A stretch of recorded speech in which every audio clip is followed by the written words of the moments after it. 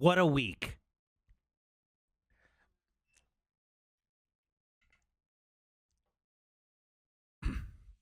Hi, everybody. How's it going? Happy Sunday. I'm back. Um, I'm very tired, so we'll see how the stream goes. Uh, but I'm exhausted. Holy moly, I'm tired. But yeah, otherwise I'm feeling okay. The system is still in a bit of distress. I'm not really getting very hungry. Um, but uh, but we'll see how that goes. I had dinner and now I'm hungry, which is that's about summing up how my days are going.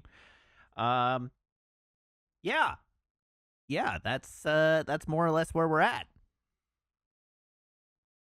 How are you? How have the days since Tuesday been for you? Pardon me. Siva says, well, you did burn a lot of calories. No, no, no. See, the issue is I wasn't hungry before dinner. Then I had dinner anyway, and now I'm hungry.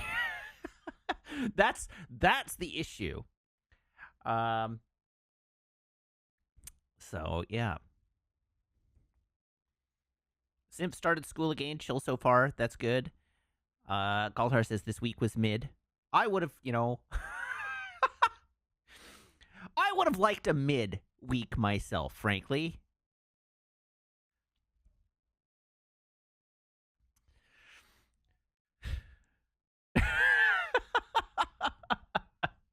Yes, happy Silk Song to everyone who observes. Um, yeah, it's been a week. Um, so to, to address the elephant in the room, um, not that I can say a lot, but I did. The rumors of my layoff are true, um, and I am looking for my next role, so that's exciting. Um,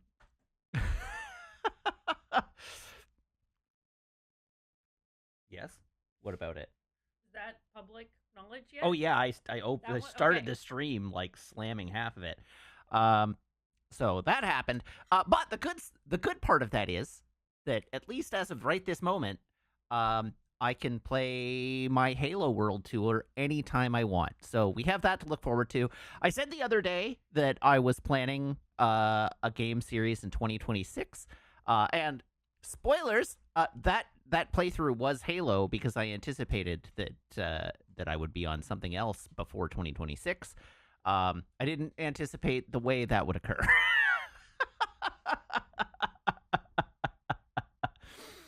um, but here we are.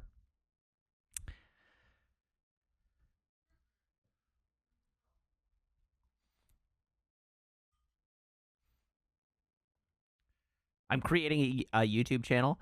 I am not, for the time being, creating a YouTube channel. Um, I am not doing either of those things, the Sakurai styled game design channel or the Mark Dara styled shit talk your former coworkers style. I'm not doing either of those. Um, yes, I Meg shouts from the other room, I am a man of class. Matt, please say Sakurai again. Sakurai.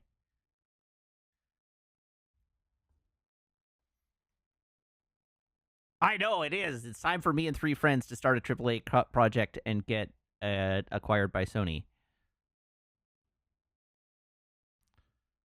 APOD, it is legally still spring, or sorry, it is legally still summer for another 12 days. Sniper says, top tips on how to Jira. Joke's on you. I haven't used Jira in years.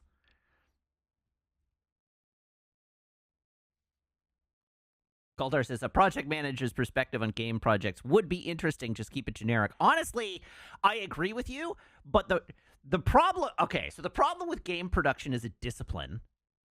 Um, is A, the answer to everything is either it depends or I don't have enough info from the outside to make a judgment. That's just every video. It depends, or insufficient information.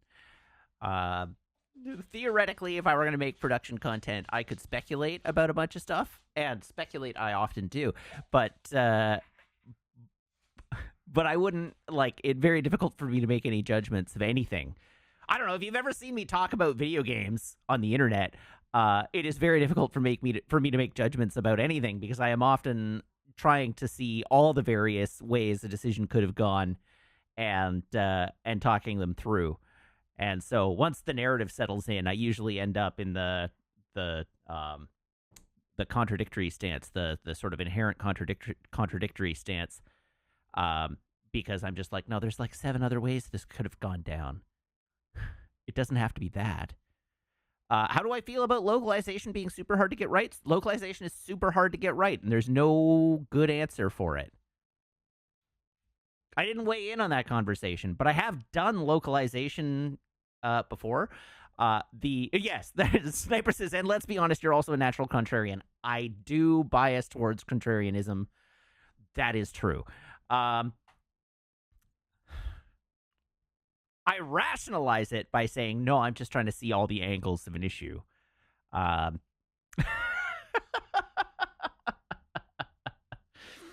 Anyhow, the biggest problem with QA, or with localization and localization QA, is that if you, as the director of a game, or the person who's responsible for overseeing the localization quality, if you are not a native speaker of a language,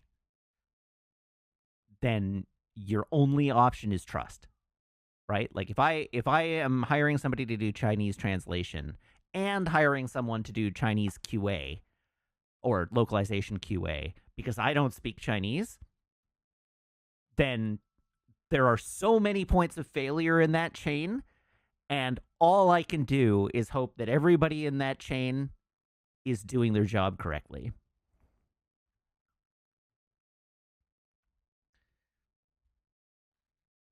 So it, like everything in game development, it isn't easy to get right.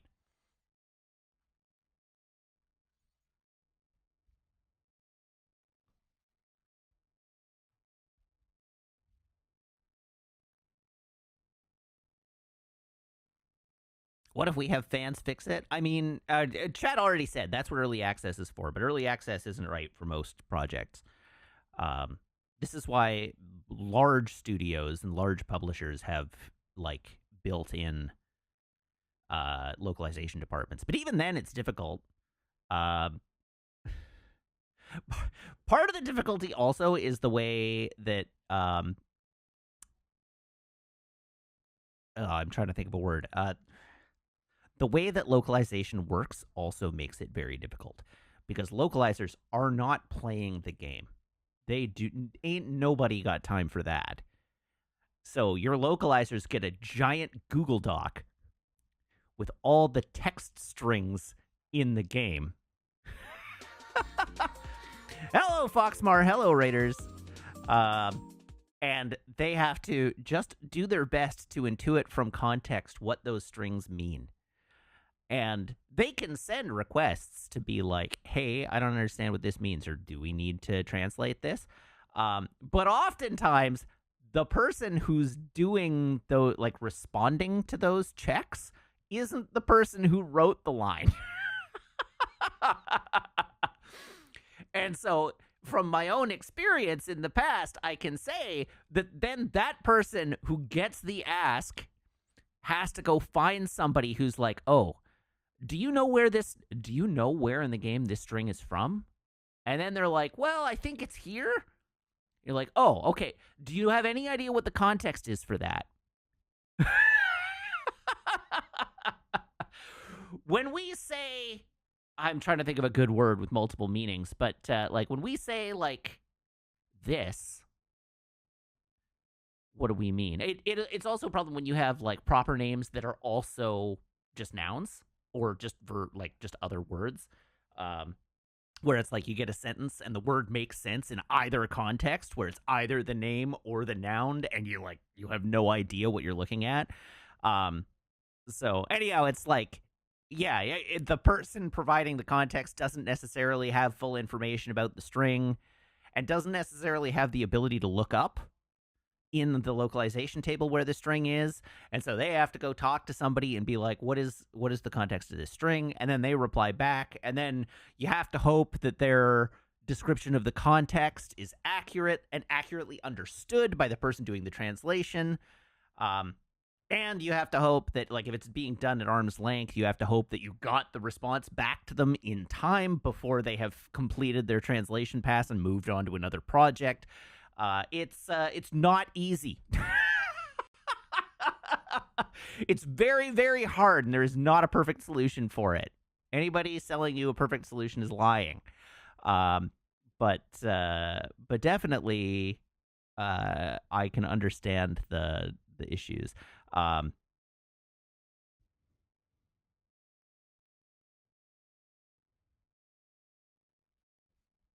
and frequently, like, the additional important thing here is typically there might be a glossary of terms. Like, typically there would be like a glossary of terms sent to the localizers.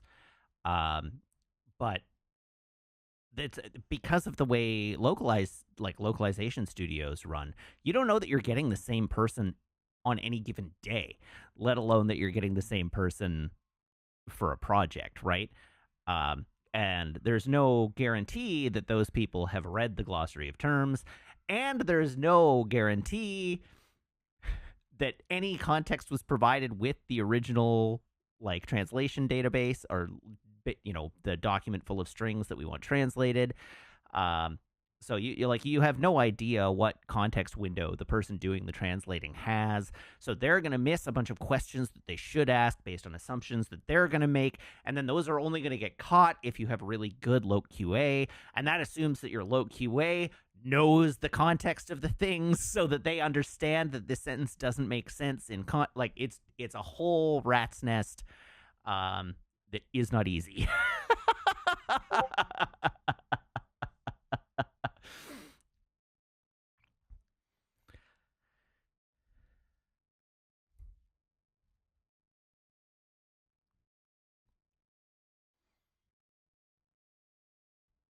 So there you go. That's my spiel on game localization in the generic sense. It's all down to trust and assumptions. And game translation is hard. Yeah.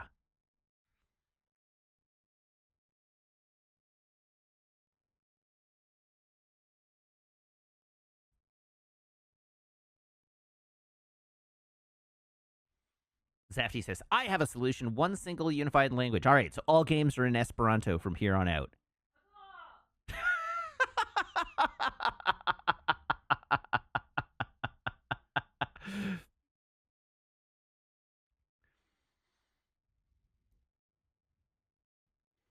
There we go. We've solved it. The sniper says, all this is fun and all, but let's get down to why we're here. Tell us about the mountain. All right, so let's talk Fondo. It was bad. I had a bad time. I did not have a good time with Fondo this year. It was not fun.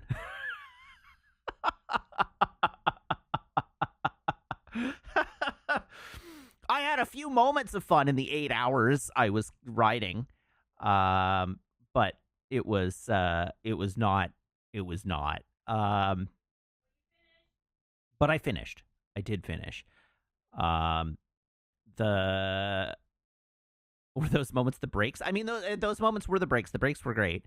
The moments that I had the most fun were actually the descents. I really like going fast, which is problematic when I'm going uphill at 5.6 kilometers an hour. But the descents are great. I really like getting into the arrow position and up on the pedals, and my back like flat parallel with the bike, and going real fast downhill. That is a lot of fun, and I enjoy it immensely. Um, did I take pretty photos while I was stopped on a break? No. The views were not great because we were socked in with smoke. So there was there were no views. It was just smoke everywhere. So that wasn't great. I my peak speed was 72.6 kilometers per hour, which I can math for you as you're using freedom units. 72.6 divided by 1.6 is 45 miles an hour. Yeah, just over 45 miles an hour. Or we could say just shy of 45 and a half miles per hour. Um, which, yeah, is speedy. And I wasn't even pushing. I was using my descents as a, I was, God, I'm struggling to keep my thoughts together today. Um, I was using the descents for a break and to rest my legs, so I wasn't pushing. Um, I was just coasting down the descents and hit 72 kilometers per hour. So there's a non-zero chance that if I had really the math you did was 45.1116. Well, then you used a greater degree of precision than I did because I just divided it by 1.6, and I realized that a kilometer is actually slightly more than 1.6 miles. Sorry, that a mile is slightly more than 1.6 kilometers, but I don't care. I got 45.375.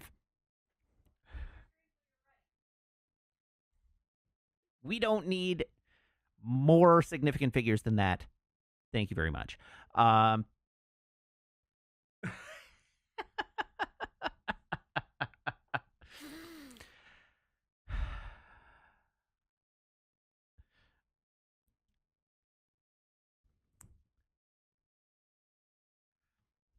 Good grief. Anyhow, um, the so I knew I was in trouble yesterday by the time I got to the first rest stop.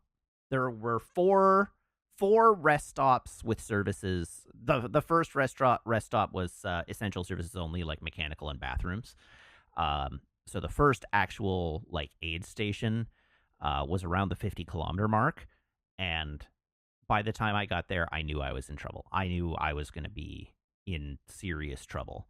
Um, and I had to wait for I had to rest there for quite a while, and I took in some food and it didn't sit well. So I ended up spending like solidly 2/3 of the ride with like an upset stomach, which wasn't fun. Um, and by the time the stomach anger ended, sort of at the 2/3 mark, like it wasn't angry, but it was like crampy and just uncomfortable. Um, and then that sort of gave way around the 2/3 mark, and my stomach felt normal, except that that's when the electrolytes and the gels and the amount of sugar I had taken in started acting up on me, and so I started to get nauseous and just feeling sick. Um, and I had to keep taking water um, because I had no alternative. Getting dehydrated would be worse. I had to keep taking fluids, but I basically had to cut off my fueling at that point because I couldn't get it down. So I went from having like a couple of nibs every 15 minutes and a gel an hour to just having a gel once an hour. Um, and like that, that makes maintaining your energy level pretty rough. Um, and I did have some snacks at the aid stations, but not enough. But I just like every time I got to an aid station, they had so much food at the aid stations. It was amazing. I would have loved to have been able to eat any of it. Um, the aid stations had variously, they had little cups of nerds if you just wanted candy. They had potato chips. They had corn chips in two flavors. The first aid station literally had a truck giving out cups of ice cream. They had oranges. They had bananas. They had gummy bears and gummy worms. They had the first aid station had a coffee truck that was doing hot and cold brew coffee. Um, They had cakes. They had two bite brownies. The last aid station had like chunks of dill pickles. Um, there was one that had like a lemon loaf with blueberries. They had energy bars. Like they had and they had water and electrolyte drink. They had tons of food. Like they had just tons of food. I couldn't eat any of it because my stomach wouldn't tolerate it. And you feel like coffee is a trap? Is that something that people actually consume in such activities? Absolutely. It's something I consume when I'm cycling. I'll often make one or two stops to coffee shop along the route. Um, my standard is to stop at a Starbucks at the halfway point and have an iced mocha and like a cake or a scone or something. Um, but caffeine is really good for athletic performance. The coffee is good, especially if you need to get your bowels moving. The coffee's great. And it's hydrating, like it's not dehydrating. And sorry, milk is protein and fat, and you get a little bit of sugar in there for energy. It's really good. um, it's totally fine. Coffee is totally fine. Um, but anyhow, like I even when I got to the first rest station, I was like, I am not feeling that. I just like I wasn't hungry at all. I didn't have any appetite, and I I had spent myself so completely just getting to that first rest station that I had a crisis. I was like, I have no idea how I am going to finish this race. I have no clue how I'm going to get through this. And I ended up just limping from aid station to aid station for the rest of the trip. The aid stations were about every 20 kilometers apart. And I just like dragged my sorry ass from aid station to aid station. It was misery. Um, but I did the last leg. I did okay. Um, I was feeling better again by the time I got to the very last leg, and the last leg, the last 17K aren't as vertical. So I like they're just sort of rolling hills, and I felt I felt pretty good finishing, which was good. Like it meant that I managed my exertion pretty well, but and because like I don't know if any of you are aware of endurance athletics, you'll know of something called the bonk or hitting the wall. And bonking is when you have totally depleted all your glycogen stores. Your body is no longer processing energy properly, and it doesn't have the reserves left to process anything efficiently. So your energy level drops off, and it typically like you get woozy. Your ability to think starts to get cloudy.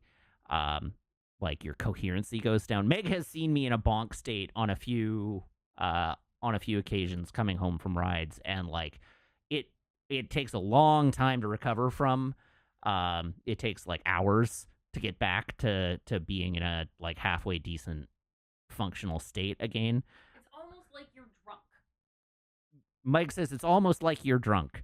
Like you're not able to like sentences don't work and thinking takes a long time and you can't be trusted to do anything by yourself. Yeah, and like in my case, I usually like I have to lie down because I am struggling to walk, and so like I, I've bonked pretty bad, and I didn't do that on this race, which is good. Like I didn't do it, but I absolutely did tap out every ounce of physical exertion ability that I had for the day.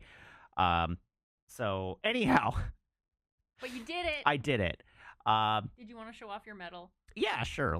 Let's show off the medal. And anyhow, so I had booked a bus for my bike. So they basically they have they had trucks. You could send your bike back in a truck, and you could take a bus home. And so the trucks for the bikes, the one I booked in was at 2 p.m. And you'll note I did not finish until 3 p.m. uh, so thankfully there's my medal. Thankfully I had there were enough deferrals that they didn't have any problem fitting my bike onto a 4 o'clock truck. So I got lucky in that regard, and was able to just like here put my bike in the truck. And that was great, but I definitely missed my drop off time for my bike, and I had booked a bus at 4 o'clock.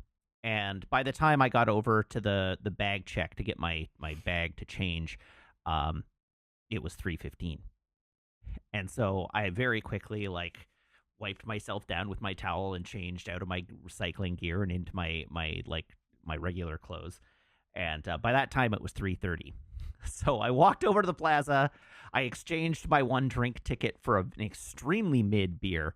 Um, Slammed my beer in about 10 minutes without even having had a chance to cool off or recover at all, because I got out of my cycling gear. I immediately went and got changed, um and then walked over to the plaza, so I'm still sweating into my change of clothes, and slam the beer.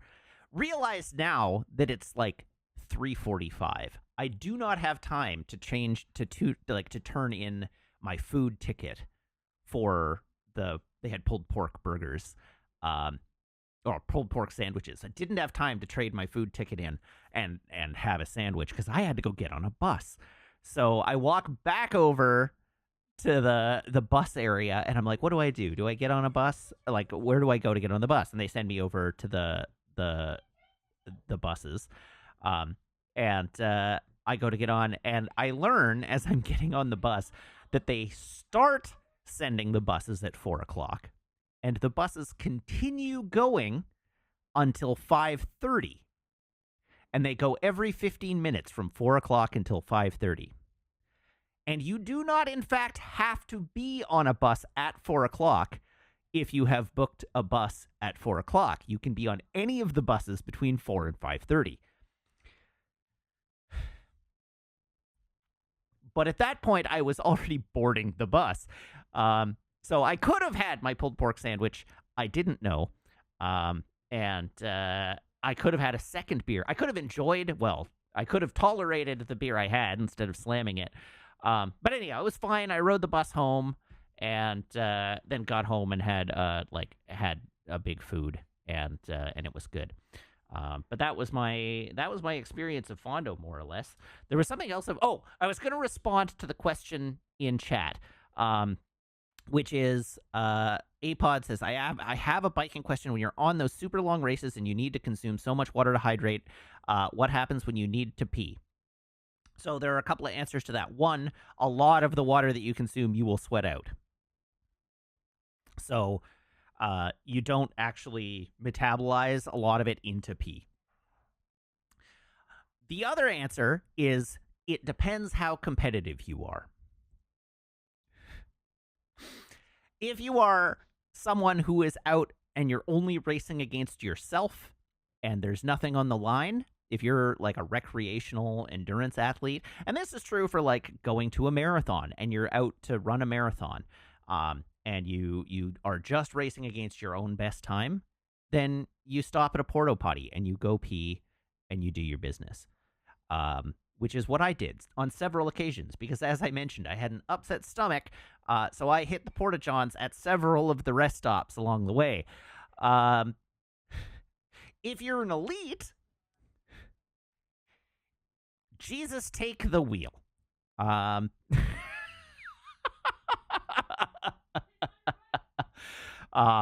If you are an elite rider, you just piss. There are it's not uncommon when it's pee. A lot of riders will just pull their bibs down on the bike and just let her go. But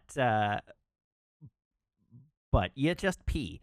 If it's a number 2, there are many examples of riders just going in their pants and it running down their legs. You can You can find those videos on the internet if you want. Um, but the the vast majority of the time, your system, like your bodily system, when you're doing that kind of extremely heavy endurance, your digestive system basically shuts off. It's not doing a whole lot, so the likelihood that you'll have to do that is pretty low, and it's why it doesn't happen very more. Your bowels are not moving; they're doing their thing. There's also, yeah, I mean, like, and this was a thing that you saw in the course lots yesterday, was people will get off their bikes, run into the bushes, and then run back. And that's because they, like, something happened, that they had an emergency and they had to go right now. But in a race where every second counts, that's not feasible. You pretty much are, if you do that, you're sacrificing your place. There's a lot of technique involved in your pre-race like routine. Yes. So a lot of people have their make sure that their system knows to go before Yeah. they get on the bike. One of the tricks is, you just, if you know what your race time is and you know what time you're going to have to get up, you get up at that time multiple days in a row before your race, so that you train your system to be regular for that time, so that you have done your business before you get on the bike. Fun fact, when I was working in the bush, I did this so that I never had to poop in the bush. There you go. I went every morning like clockwork at 7:20 a.m. Very good. for a whole summer. Yeah, this is problematic It's for me great. because of the time I wake up in the morning and when I have my morning coffee. So I again, like clockwork, have a 10:30 constitutional, and Oh, I know. that's not that's not great when your race starts at 6:50 a.m. and ends at 3 in the afternoon. You just have to get to Whistler by 10:30. Yeah, exactly. Just simply bike really fast. Yes. As the recreational riders and runners always say, the elites have it easy because they're only biking for 3 hours. Yeah. I have to do way more work because I'm biking for 8. Yeah. Yeah. Yeah. And I agree with your, like, the system just shuts down when you're doing high or like endurance sports. Yeah, 'Cause, that's like, not to say that you can't have to answer the call of nature, but you're less likely to. yeah. You'll just feel like garbage, because your system will get, like, blocked up and not know what to do with it. Yeah, I have, like, with the various like long distance running, which is like nothing compared to you, but like I've never had to stop and go use a facility. Hilariously, my fastest marathon ever, I had the world's fastest outhouse break. Because I was running with the pace bunny for my time, and I want, like, for the 3 hour 30-minute marathon, and I didn't want to lose my pace, so I, like, darted, like, I ran ahead of them a little bit as I saw the outhouse down the road, ran into the outhouse, did my business, and finished and hopped out within, like, 1 minute. And at the time I hopped out, they were, like, down the road from me, so I ran to catch up with them, and finished it at 3:26. Everybody's saying pace bunny. In marathons specifically, a pace bunny is a person who is a volunteer of the race, who is going to run the race in a specific time. So usually they're experienced enough runners that they know what their pace is, and they know they know they can complete the race in a certain time period, and so they run to a pace clock. So they have a tracker, like they have on their watch a tracker that shows them what their pace is, and they run to a pace exactly. And their job is to cross the line at the time that they're assigned to. So if you are on a 3 hour 30-minute pace bunny, their job is to finish the marathon in 3 hours and 30 minutes. And that way, if you are a person in the race who is trying for a time, you can stick yourself on the pace bunny and run with them, and uh, and you just sort of like offload the mental effort of having to track your own pace. You just like, I run with this person and this person will get me there. Um, and so that's one of the reasons. Like, not everybody has a watch. Yeah, like you can't see the clock from everywhere on a 42-kilometer course. So you like, it helps to have somebody who's pacing you. And did they know they're a pace bunny? Yes, they often will wear bunny ears, um, and they'll have their time like pinned to the back of their shirt.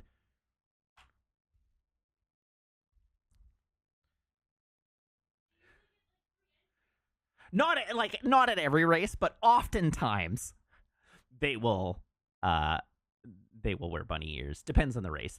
Um, and usually the pace bunnies go up to a certain time. Like they'll go up to a 3-hour marathon, and then if anybody's running faster than that, you don't get a pace bunny. At that point, you're considered to be like elite enough that you're doing it yourself. Um, but anyhow, pace bunnies are great. Um, and the one year that I did the 326 marathon, my pace bunny ran a little faster than pace. But not quite fast enough to get me across the line at 325, which I was mad about. Uh,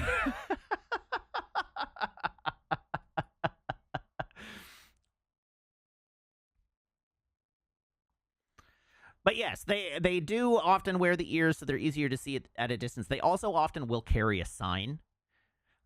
Like they'll have a little pole with a pace number on it, and they'll carry it with them, at least for a portion of the race.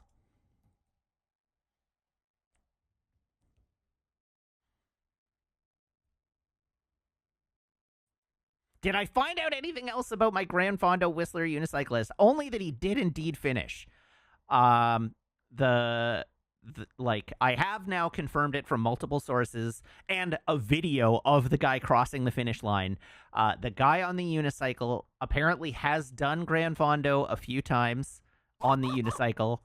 Um, and he did indeed finish the race, and he did indeed have the pace cars right behind him. Um, and he did indeed finish right at the cutoff time for the race, but he finished it, and he looked good doing it.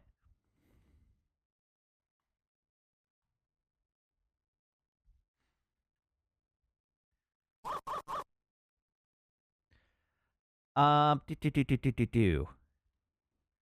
Uh, Oh, Apod said, "Say that again. What was it about the pace bunny that didn't get to quite get to 325?" Okay, so I was targeting a 330. My goal time was 3 hours and 30 minutes that race. And my pace bunny ran a little bit faster than 330, which is fine. Like, it's not an exact science. He's doing his best. But he ran a little bit faster than his pace. So we got to the finish line at 326, which is great. I met my goal. I beat my 330, right? Like, I met my goal. What I'm annoyed about is that if we were gonna be about 5 minutes early, it would have been nice to be sub 325.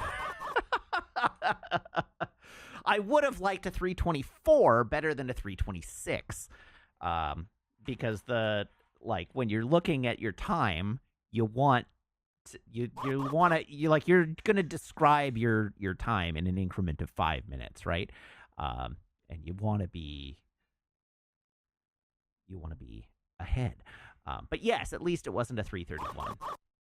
Okay, there's a bunch of subbing going on, so I now need to go through all of this. Obviously, I'm not doing your squats today. This is gonna hurt. But let's scroll back in the feed and see what I have to thank you for.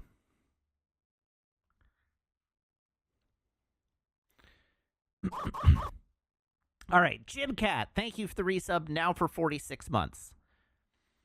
Symphony, thank you for the resub, now for 36 months.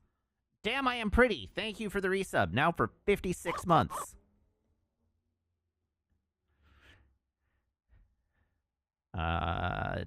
Uzumaki15, thank you for the resub. Now for 24 months. Pausing for a moment, Apod says, that's actually what I'm saying. I'm shocked that they were close enough to be accurate that the 5-minute is comment worthy.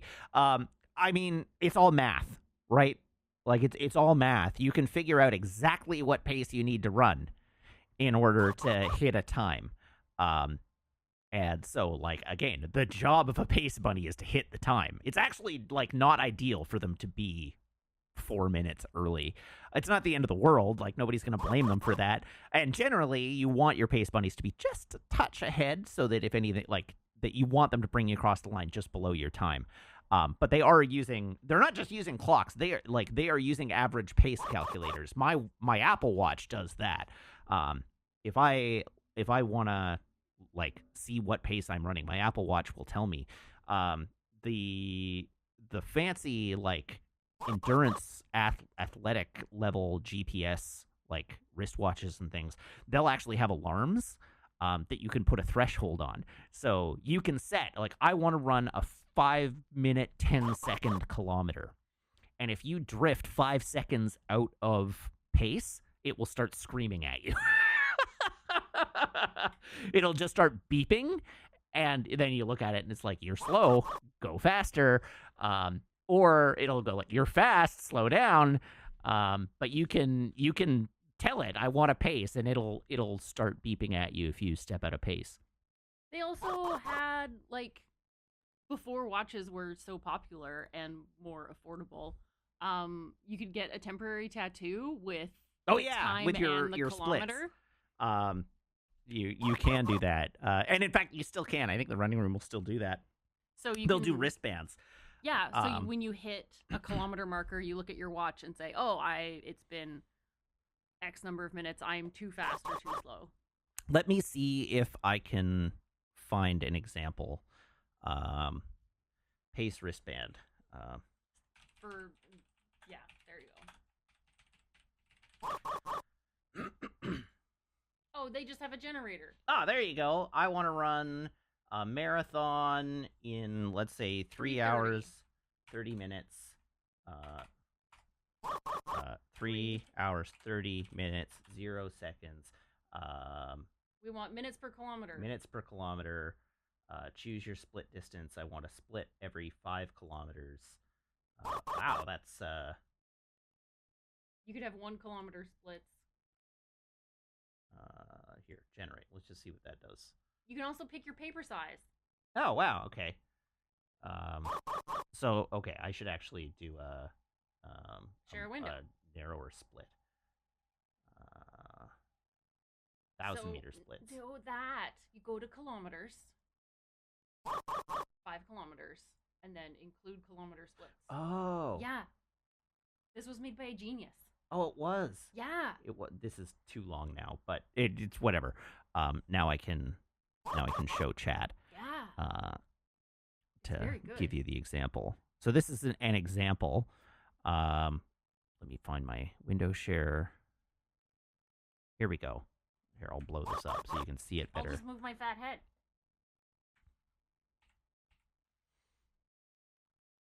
Oh, it's here. Move your head. This way. Over. There we go. Come over here. There you go. So this is a run band, and basically for every single kilometer in a marathon here, it'll show you what time you need to be at that kilometer marker.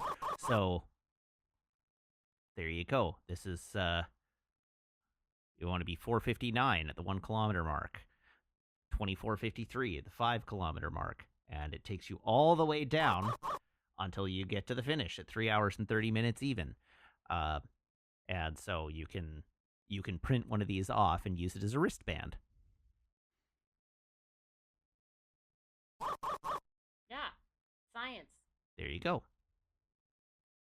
Marathon distance is standardized. It is 42.2 kilometers, or 26.2 miles. Which aggravates me when people are like, I ran a 10K marathon. I'm like, no, you ran a 10K road race.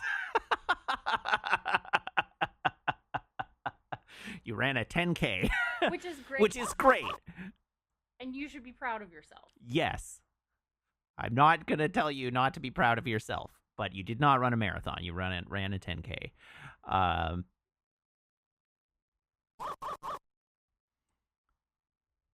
Yeah. Is Anti says because that's how far it was from one place to another in Greece. I don't think that's quite accurate. It was standardized for other reasons, but the idea is that it is the distance from Marathon to Athens.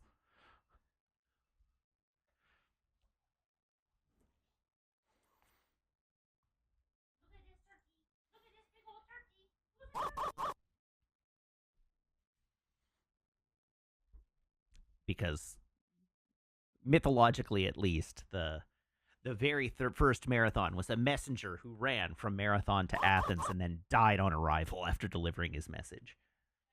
Yeah? Sorry? That's just a Frankenstein joke.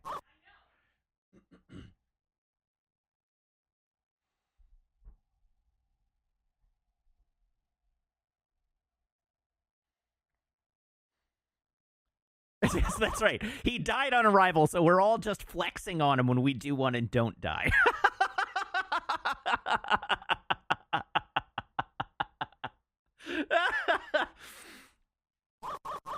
God almighty, there's still subs going. So we've got thank you to Maladia for giving out a gift sub, and the person who got it is lost to time. Thank you to Unnatural D20, who's now been subscribed for 23 months. Thank you to Diabor for giving out 25 subs. Thank you to Cyanide for giving out 20 subs. Thank you to Captain Spam for giving out 10 subs. And thank you to Apod for requesting a joke. For the record, you are correct. There will not be a clip review this evening. There were not enough clips, and all but one of them were from Damn I Am Pretty.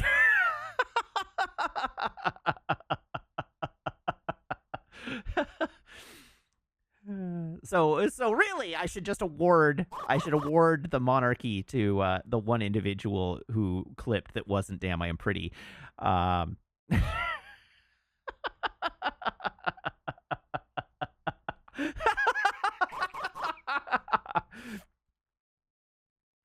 Listen, Damn I Am Pretty is already a permanent VIP.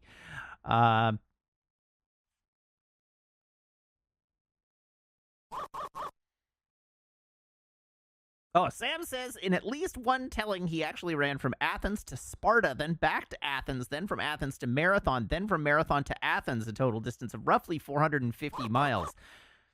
Geez, he can run 450 miles, but 42 kilometers kills him? What the hell, man?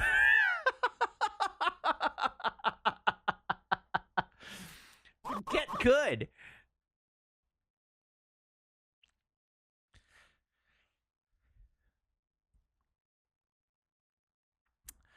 Oh, dear.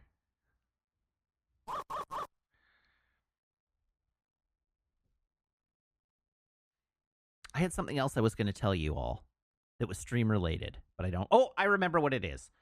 The fastest marathon recorded. So, I believe that's not correct. The fastest, like the world record, the accredited world record for the marathon is 2 hours and 35 seconds. I believe that is correct. And it is held by the same guy who has run the fastest recorded marathon, whose name I can never remember. But he has run a sub 2 hour marathon, like a 1:59, but because of the way it was, Kelvin Kiptum. Oh no, not that person, different guy. I guess his record's been broken. Kapogi. That's yes. Kapogi has run a 1:59, but he was paced, and it was not an accredited race, and it was a very specialized event that was specifically intended to break the 2 hour barrier. But it was not. It did not qualify for the world record. But he knew that before he ran it. It wasn't intended to be qualified for the world record.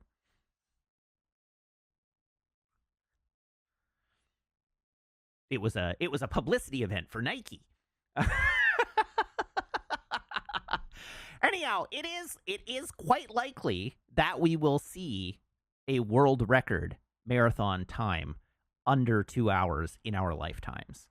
Um, the record is within spitting distance, um, and that person will be superhuman. People who run 2 hour marathons are already superhumans. Um, that those people are running like twice as fast as I can run, and they're doing it for hours.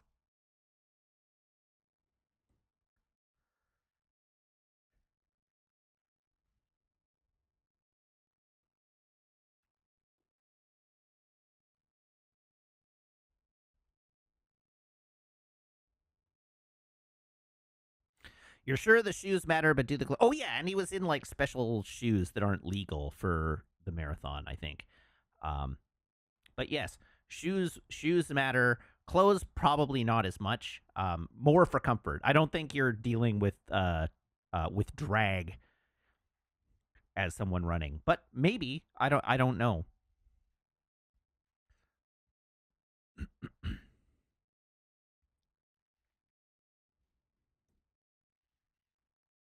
How much will the first person to break 2 hours be doped up? One hopes not at all.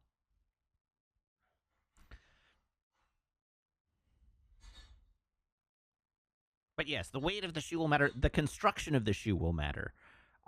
There are a number of shoes that are illegal in competition now because the way they're constructed actually returns more energy to the leg um, than the standard running shoe. So you actually get more spring out of the step, and so they're not permitted in competition, um, which is interesting. His name will be Vance Legstrong, and he will have an extra testicle. That is a good joke.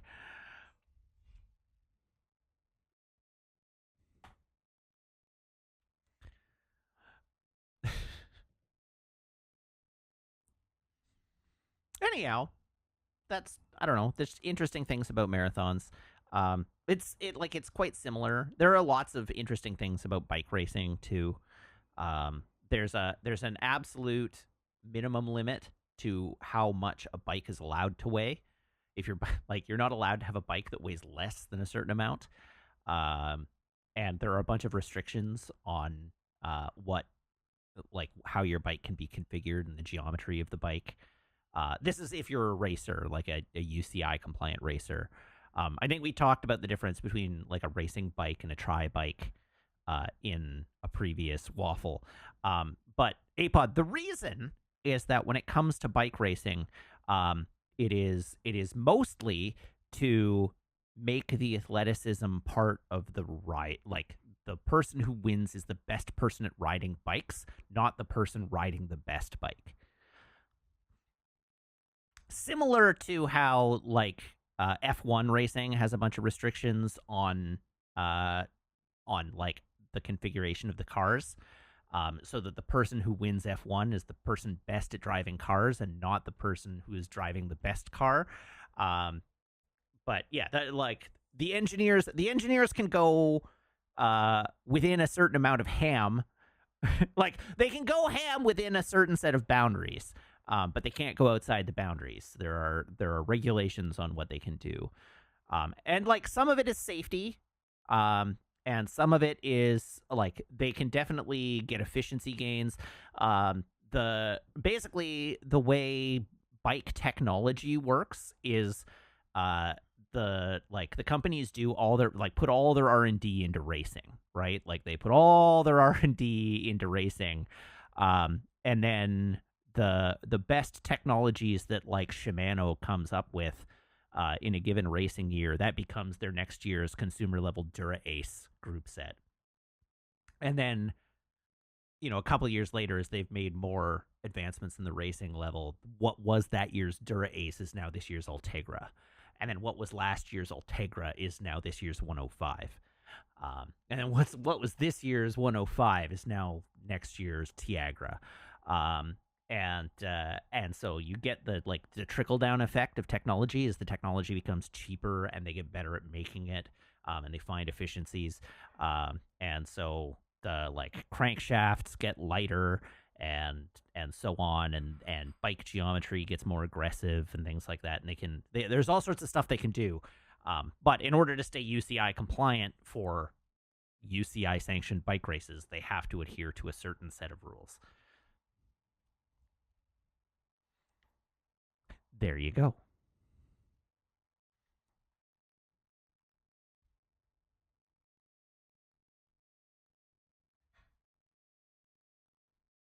Oh, Chad is now talking about pro baseball bats. I saw a TikTok series of I don't know if he was a pro, but certainly a semi-pro baseball player who was just testing bats and assessing how good they were. And that, man, this guy could swing a bat. This guy was knocking every ball out of sight, into space. But he was just swinging $10 bats from the Canadian Tire, basically. And he was rating this is a $10 Louisville. Let's swing it. This is a $50 or whatever. Swing it and see what it does. And the really low end consumer bats, and see saying which one's good deal. You should get this bat. This is a good bat.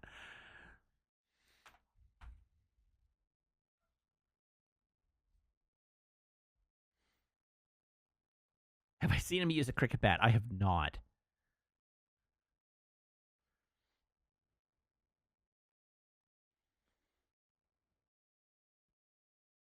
Okay, so I mentioned there's no clip review. It's almost it's 7:40, so we should roll on over to. I mean, I've only seen, so I don't know what he has tried and what he hasn't tried. I've only seen a couple of TikTok videos from this guy. I'm sure he has a whole TikTok channel about it, but I've only seen one or two of his actual videos. I am not an expert. I just thought it was a fun thing to mention. You are welcome to seek him out on your own. If I see more, I will let you know what his name is. But I don't remember it at this time. So anyhow, I'm going to move us along. I'm going to move us on to playing a video game, and we can do that. I did want to let you know, because I mentioned this in chat, or in the Discord, and I will give you a heads up. For the time being, I do not intend to put streaming on hiatus. For the time being. There may come a time where I will have to put streaming on hiatus, because the income will interfere with my EI. But we are not there at this time. I do not have to go on hiatus right now. I am just giving you a heads up that there may come a time. So just be aware of that. I have no idea when that would be. I have no idea how long it will take. Ko-fi almost certainly causes me the same issues. It is very likely that I am not allowed to take any money. It's not that I'm not allowed, but that it would interfere with I would have to report it as income, and it would deduct from my EI.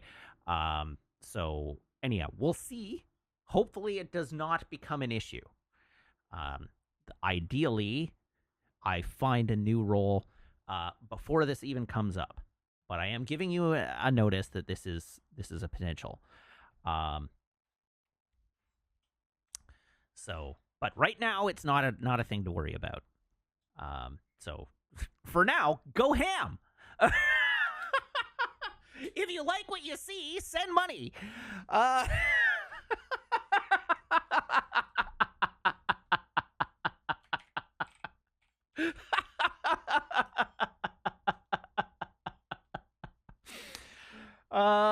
right.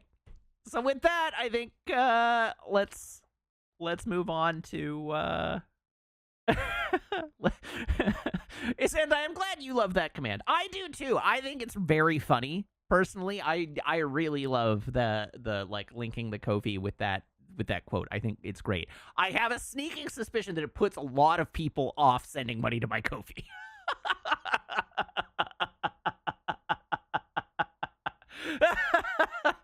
But I do love it. And yeah, remember to tip your waitresses. So with that, let's move on. Let's play a video game, and we'll get back to our regular streaming schedule as we go forward. Although I say, let's get back to our regular streaming schedule. I have a Desert Bus meeting on Tuesday night, which I am just now remembering. Yeah, on Tuesday. I mean, it's later, so I'll still be able to take the dog out. Okay.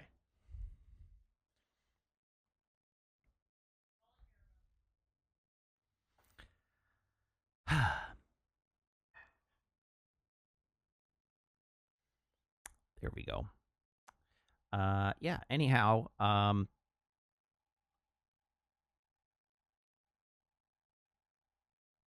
don't remember what I was going to say. Oh, right, we're gonna play a stream game. Let's play a game. Do you want to play a game?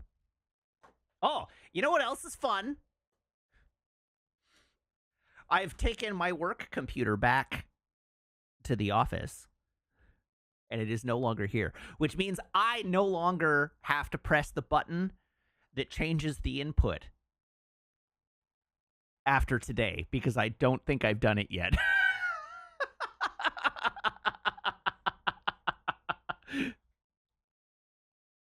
We'll find that out in a minute.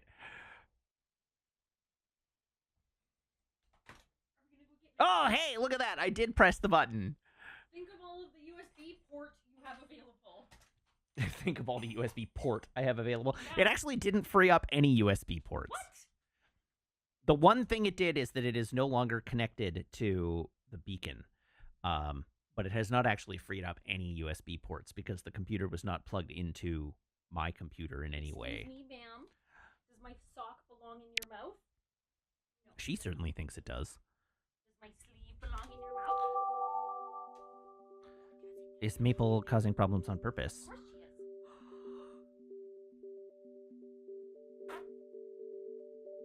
she is.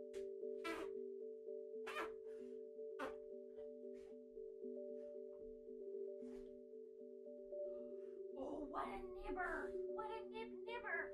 What a nibberoo! We're gonna drop it.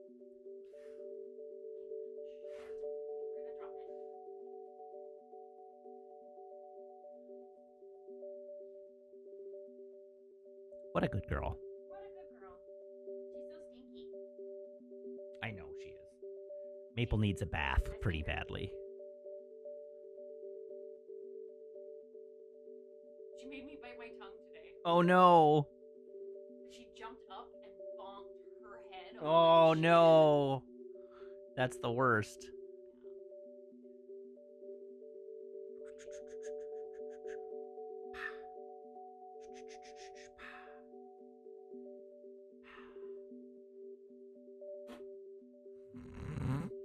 Oh, there she goes. Oh, she spotted something on the patio that caught her interest. Yes!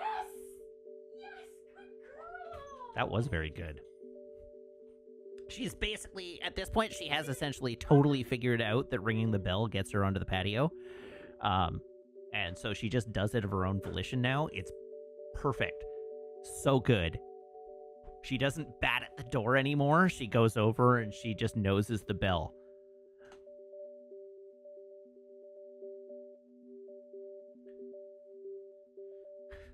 It works so good.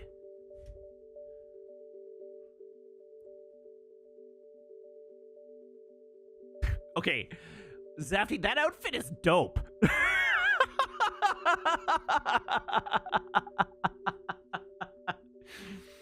You're right. They are indeed stealing Trey's Kushanada's drip. I want that in the Trey's colors. That looks amazing.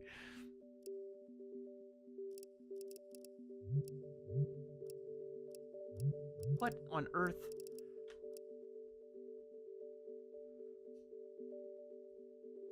Is that a Gundam thing? Yes, it is absolutely a Gundam thing.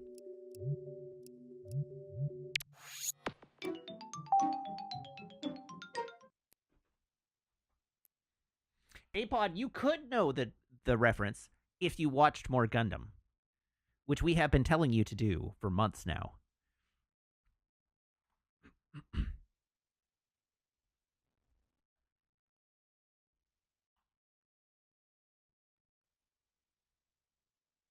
Oh, you're right. I didn't plug in the phone, but here is my phone.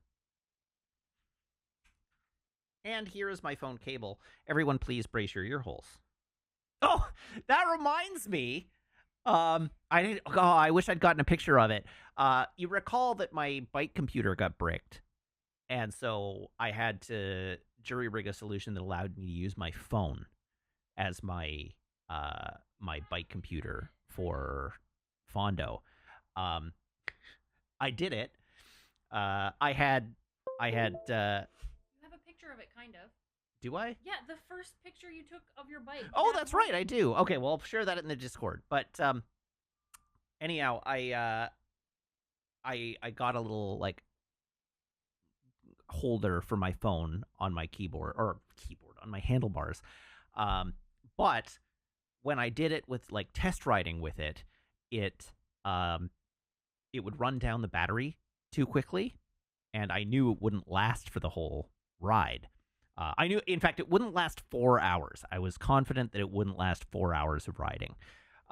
So I had to come up with a solution. So Meg loaned me a battery pack, like a USB charged battery pack, which I stored in my toolkit under the saddle of my bike. And then I ran a USB cable from the saddle bag under the saddle, wrapped around the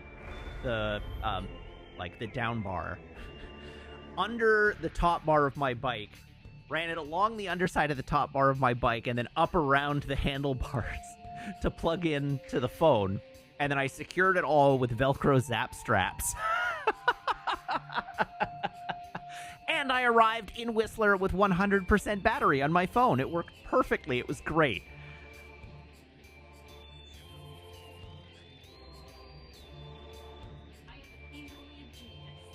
Pardon me? I am occasionally a genius. You are occasionally a genius.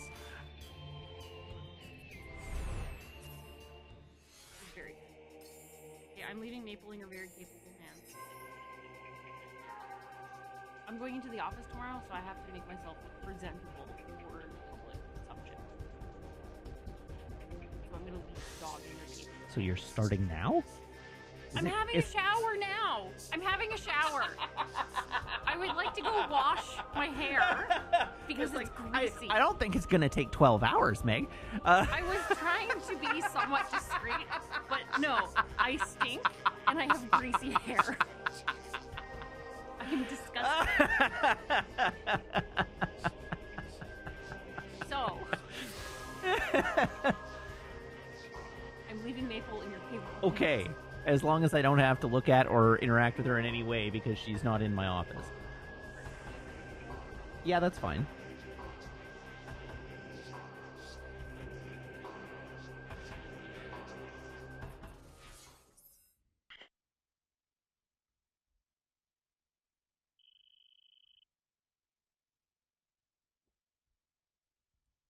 Login says I was expecting that to be secured with zip ties or duct tape. There is no universe in which I would apply duct tape to my road bike. A bike costs as much as a used car. Nowhere is duct tape touching that bike's frame.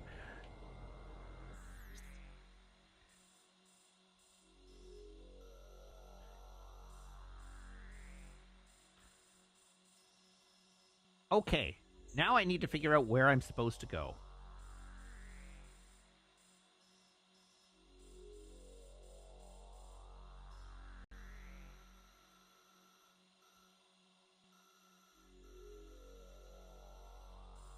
Oh, right there. Probably. No, that's the...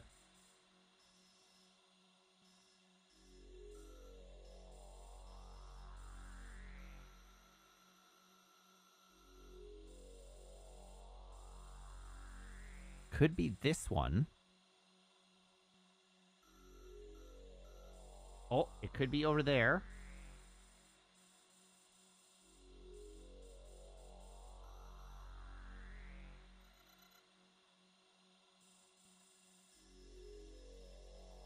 Okay, I think we just have to explore. I think that is what the game is telling me right now.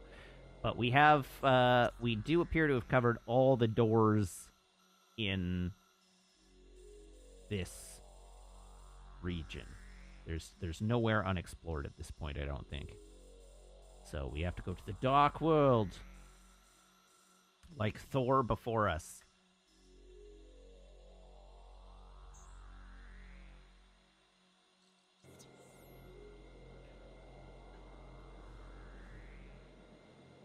Oh yes, I did indeed get the Echo Visor, but I don't have the beams that I need yet. Okay. Whoops. Where am I and where am I going? I'm going to a nearby portal. Which portal am I going to? That one. That one? I guess I don't have to go to that one. I could go to that one. I'm speaking in words that you can understand.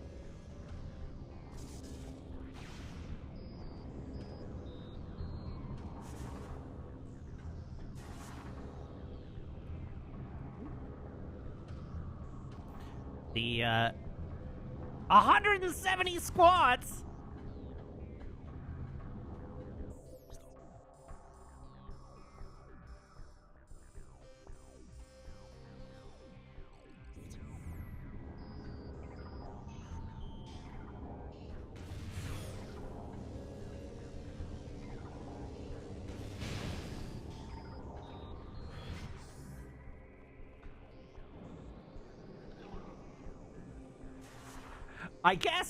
I guess it's for the best in the sense that Desert Bus is coming up and I'm gonna want to have thighs of steel.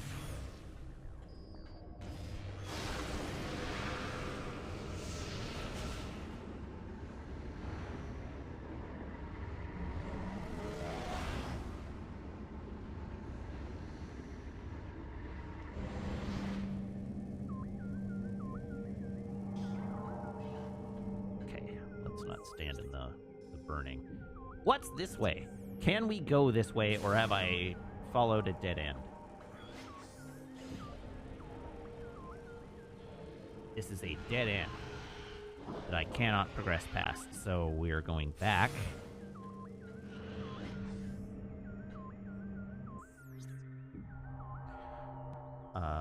So if I go that way, that takes me on an elevator down here. Does that grant me access to anything I want to... It does. Cool.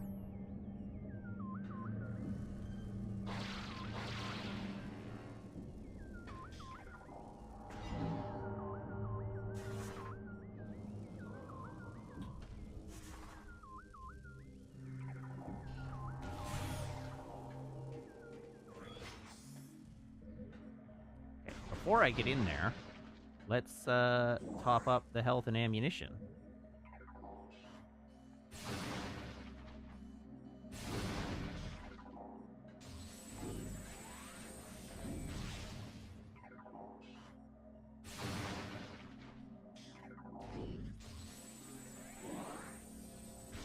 Okay, now I may proceed.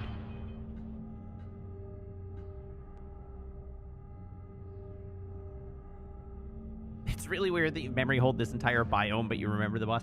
There's a lot of this game that I didn't remember being here. I feel like maybe this game isn't as distinct as I remember it being.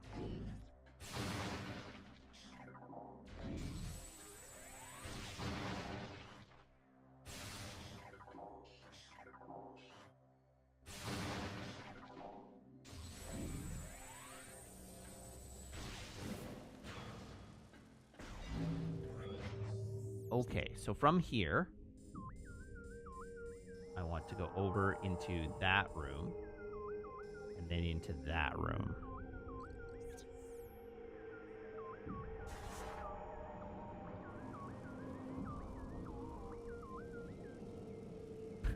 It is, you're right, Zandai. This area in particular is the most distinct of an area from a Metroid Prime game that I can think of.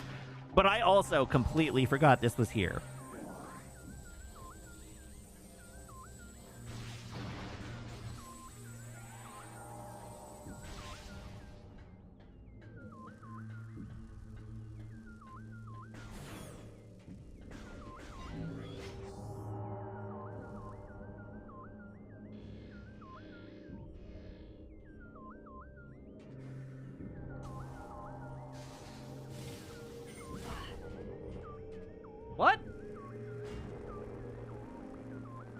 just happened.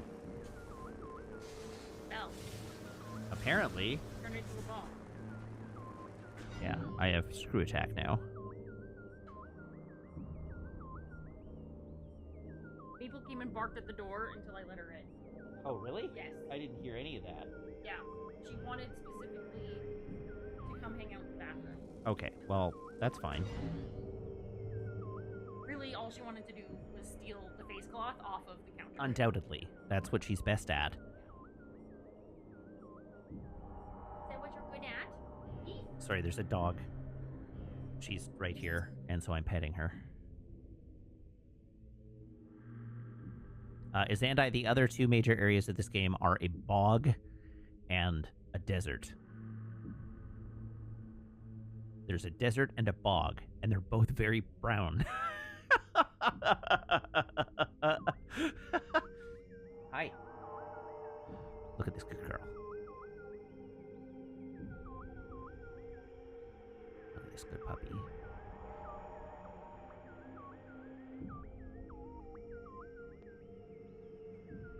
Well, that was very interesting of her.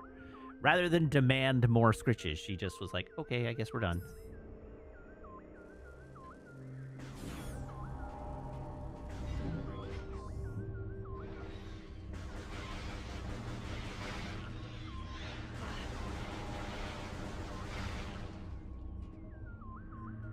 Okay, I would like some missiles. Why is nothing dropping missiles?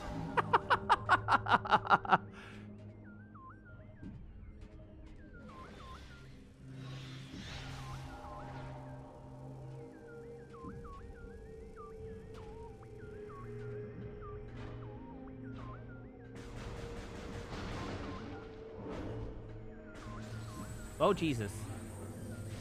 No thanks, I'm good.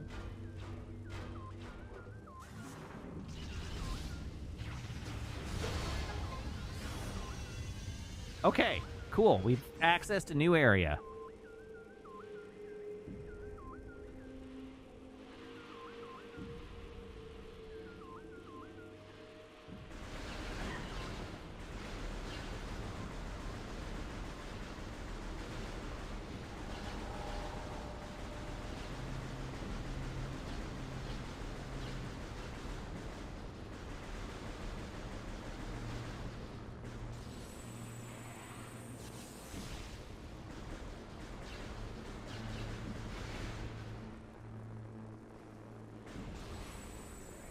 Oh. That was a big giant hole. I see. Okay, what is this thing?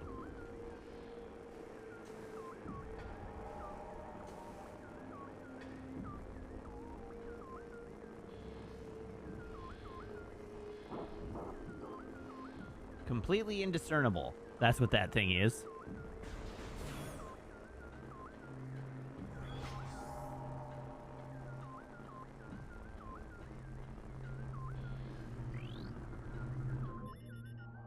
Object analysis complete. Target is part of a dark energy processing system. Power from these globes is transferred to other parts of the hive. These nuts. I too transfer power from my orbs.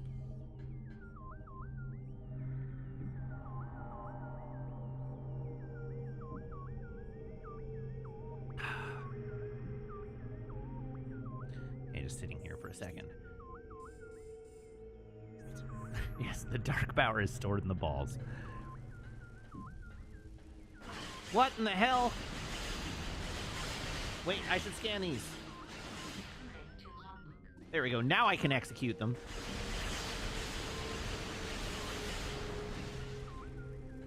Alright, I have committed a significant quantity of murders.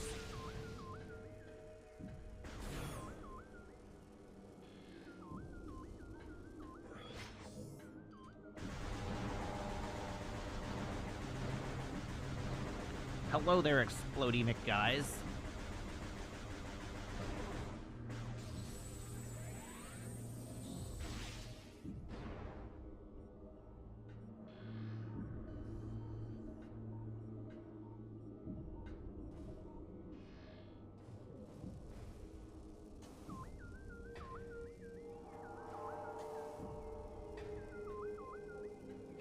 moment, I'm just sort of curious about what this area is.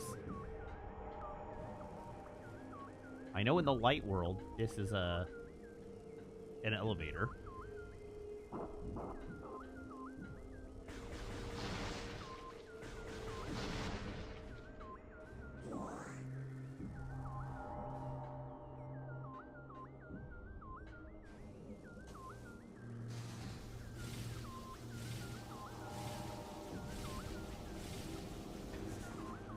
I made it!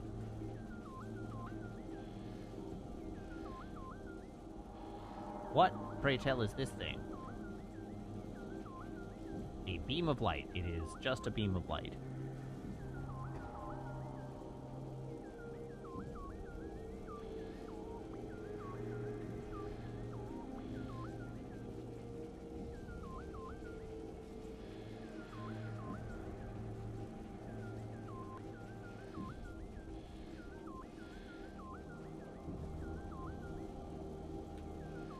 What is the purpose of this room? Well, if the room doesn't have a purpose yet, that probably means I'm not supposed to be here yet.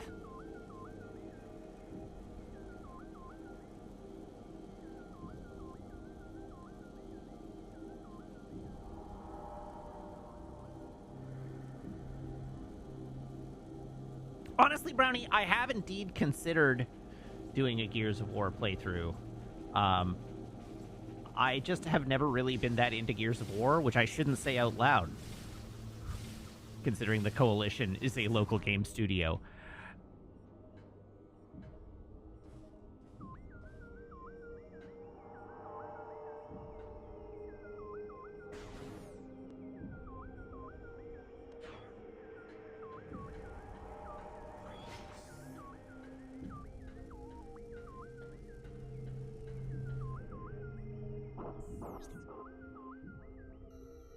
Okay, so this didn't get me much.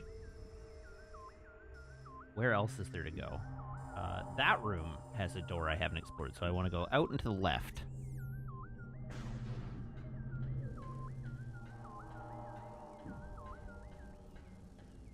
I mean, yeah, I'd fully be down for a playthrough of the large square men.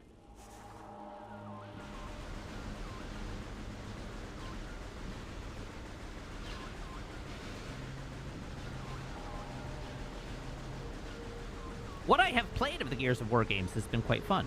I just haven't played a lot of it.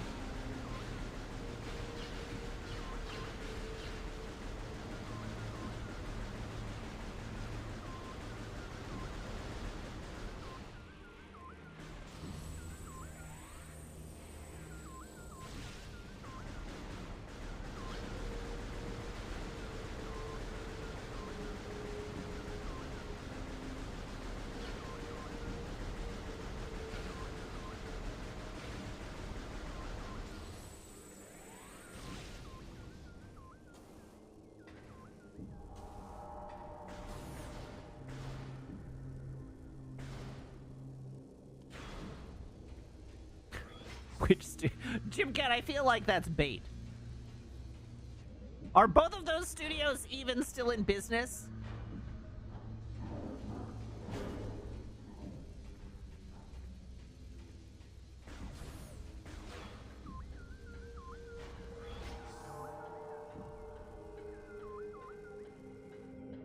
Oh, an ammo refill. I choose life, Jim Cat. I'm gonna try not to make any enemies today.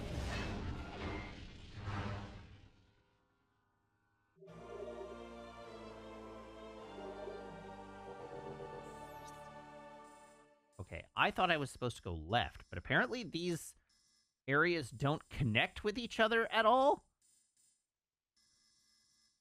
So I actually have to portal into that room, which means to get there, I need to portal into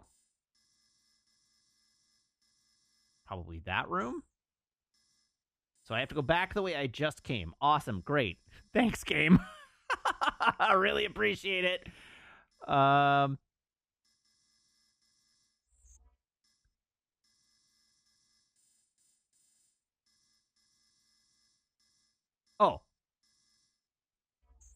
Oh, right.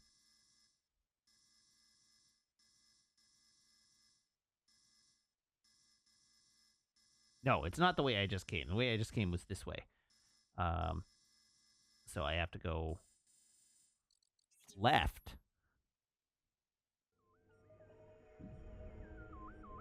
You're looking forward to me watching the latest Strange New Worlds? Well, bad news. I canceled my Paramount Plus subscription today.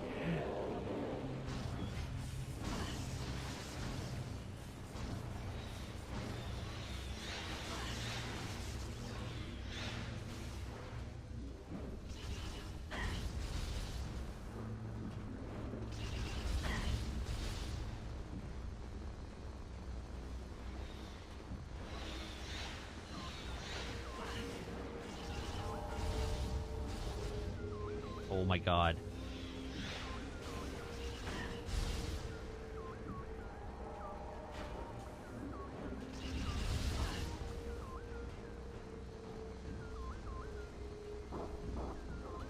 Holy crap, I've taken a lot of damage. Jesus.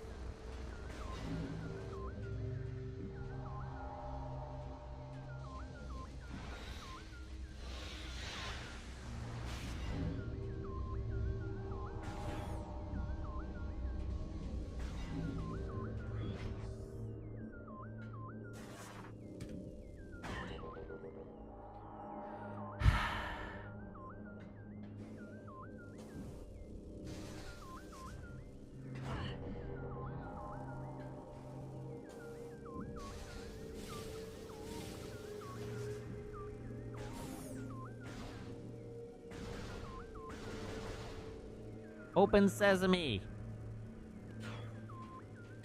The long load times are really problematic in the Dark World.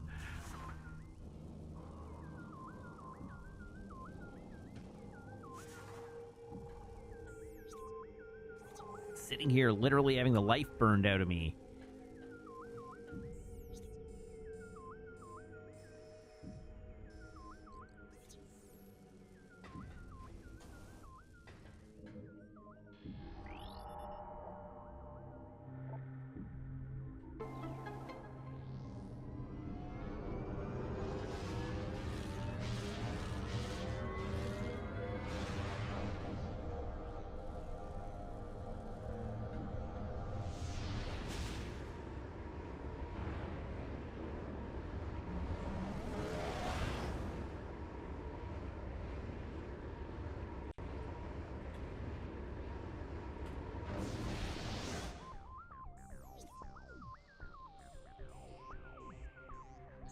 Okay, so,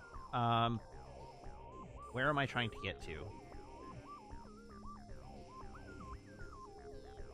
This room. And I can do that by traversing across to this room and accessing the portal there.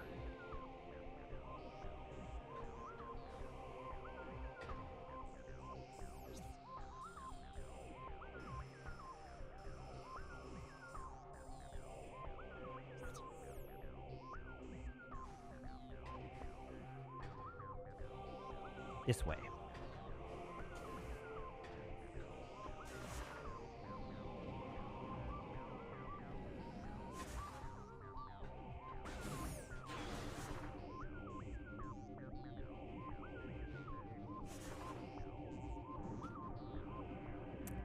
Just a moment, sorry. I'm having a momentary wooze.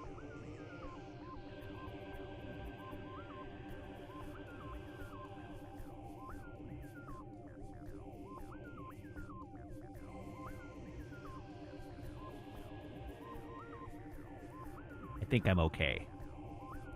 But I just got woozy.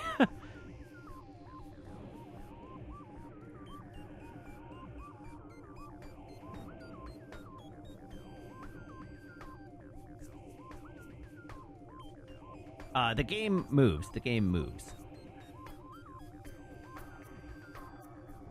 Just give it a sec. Let it pass. It'll be fine.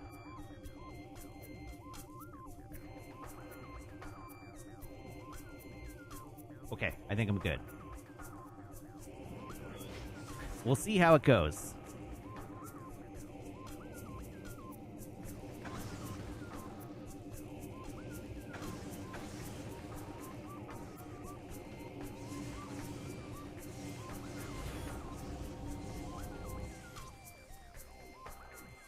Okay, I need to be straight across the top of this room.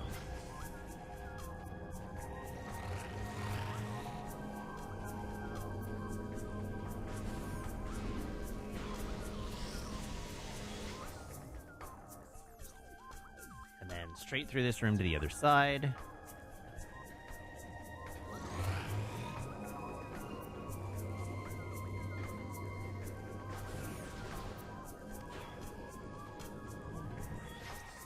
Now I am in the room I wanted to be in, and so we are looking to use that portal.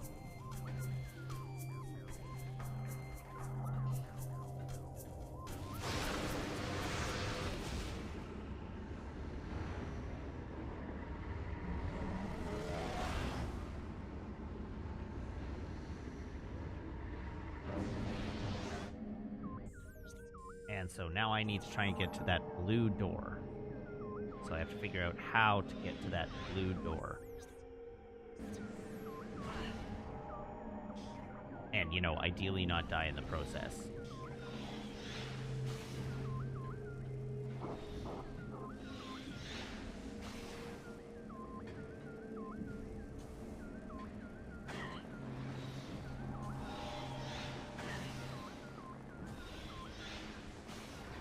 Okay, I could have made that jump if I hadn't gotten injured by an enemy. Stop shooting me, you jerk!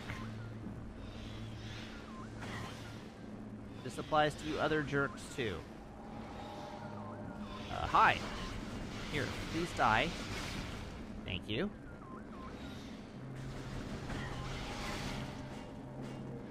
Preferably without doing quite as much damage to me as you are doing.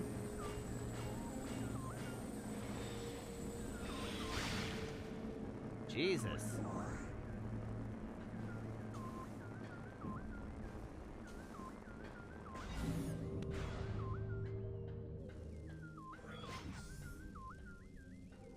Okay, I am going to, in fact, stand here and just absorb the light energy for a while.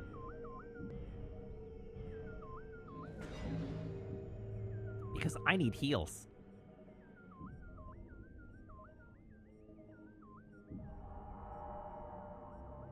Who's my favorite character in Gundam? Well, I gotta think about that.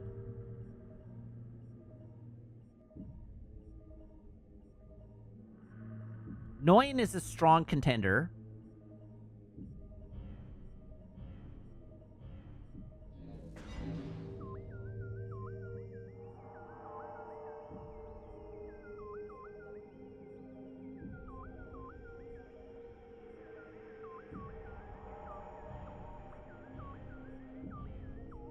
I am, like, blanking on a lot of Gundam characters' names right now.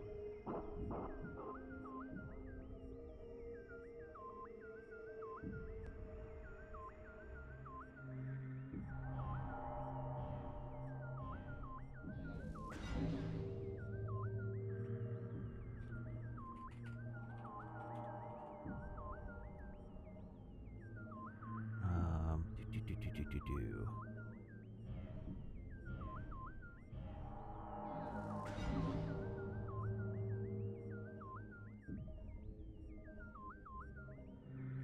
Knowing is strong. My like, oh yeah, Choo Choo top 5 for sure. Choo Choo very strong. Choo Choo is the only Gundam character I have a figurized figure of, or a figurized model of, I guess. Gundam waifu is Ida Suragan from Rekko G.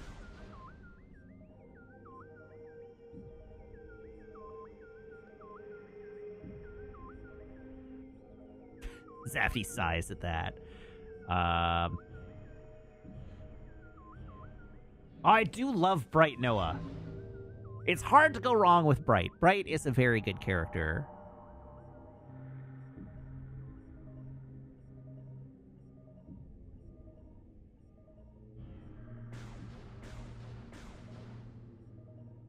Hero's not even my, like, top 4 Gundam characters, or Gundam Wing characters.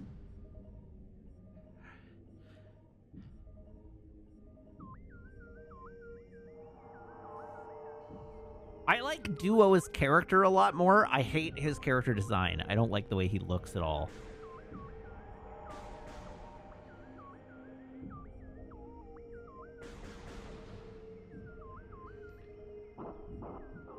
Anyhow, thank you for standing here with me, or for asking me these questions during our, like, standing here gradually healing. Who's my favorite Gundam Seed character? None of them are characters.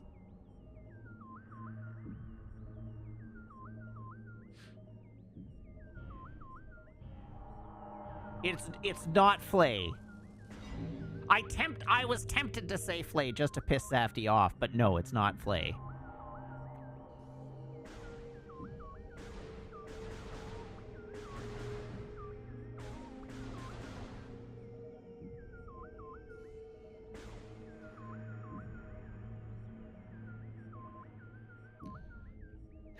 But I think I have to go with Gundam Seed waifu is Luna Maria Hawk, which is a very boring answer.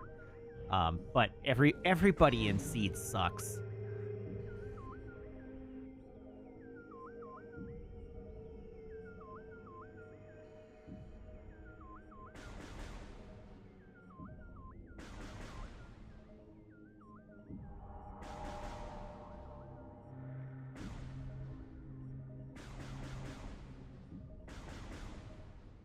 Honestly, what's her name? The clone of the other what's her name in Seed is actually not a bad character. Like, she actually has a character.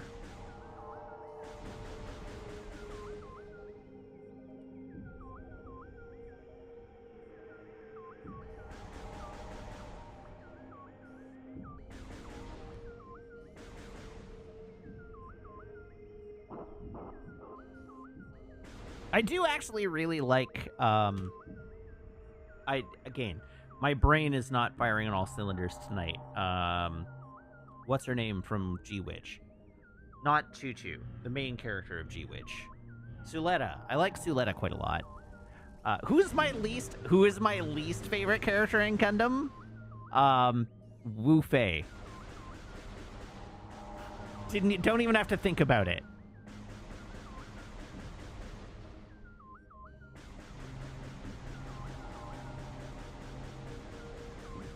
Wu Fei sucks ass.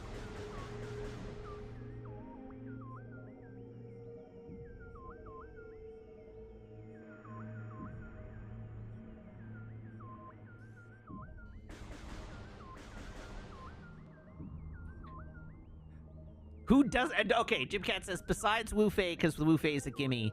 The second choice is the brick shithouse from from Gundam 79.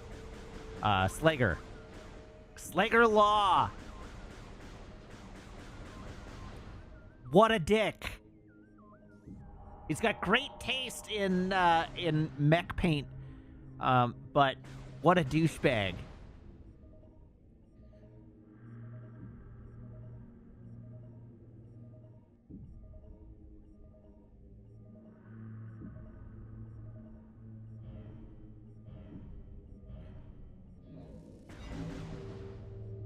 All right, since we're just having an AMA session here, I'm gonna heal to full, so keep it going.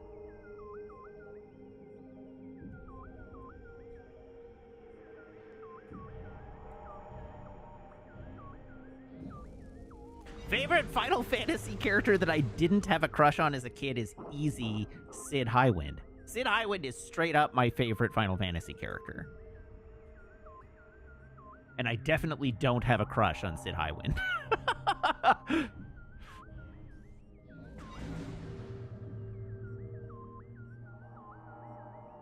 Worst G1 Transformer Hot Rod. Fuck that guy.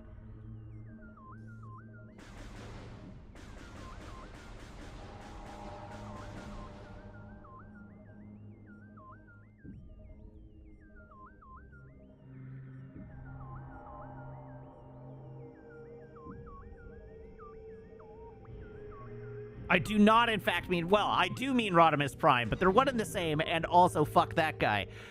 Favorite pasta dish? All right, favorite pasta dish. I have a very clear answer for this. At a restaurant in Penticton, BC, that is no longer open and operating, Villa Rosa Restaurant in Penticton, BC, they have there's manicotti, and then there's like a bigger manicotti. I can't think of the name of it. I always call it manicotti, but it's not manicotti. Anyhow, it's that. They have a dish that's the stuffed whatever. I'm going to call it stuffed manicotti because I can't remember the name of the other thing, but it's the big tubes of pasta that they stuff. And they have two versions of it. One is a ricotta stuffed manicotti, and one is a veal stuffed manicotti. And they offer cannelloni. Thank you. It's the cannelloni. Anyhow, so the way to do it is you get one veal cannelloni and one ricotta cannelloni, and then they have a cream sauce and a marinara sauce, and which they will mix and make a rosé sauce. And so we get one veal and one ricotta, and get it in the rosé sauce, and then they bake it with cheese. Oh my god, it's to die for. It's so good. And I believe it's in their cookbook, which they do sell. So I am hoping. I actually put their cookbook on my Christmas list this year. So I'm hoping to get the cookbook. But the restaurant claims that they intend to reopen. But they've been closed now since like peak COVID. So I don't have high hopes that they're coming back. But anyhow, that is my favorite pasta dish in the world. Well, not in the world, but that I've had in my life. It's the stuffed cannelloni, one veal, one ricotta, in rosé sauce baked with cheese. And sorry, I didn't actually heal at all while I was talking about that because I paused the game. I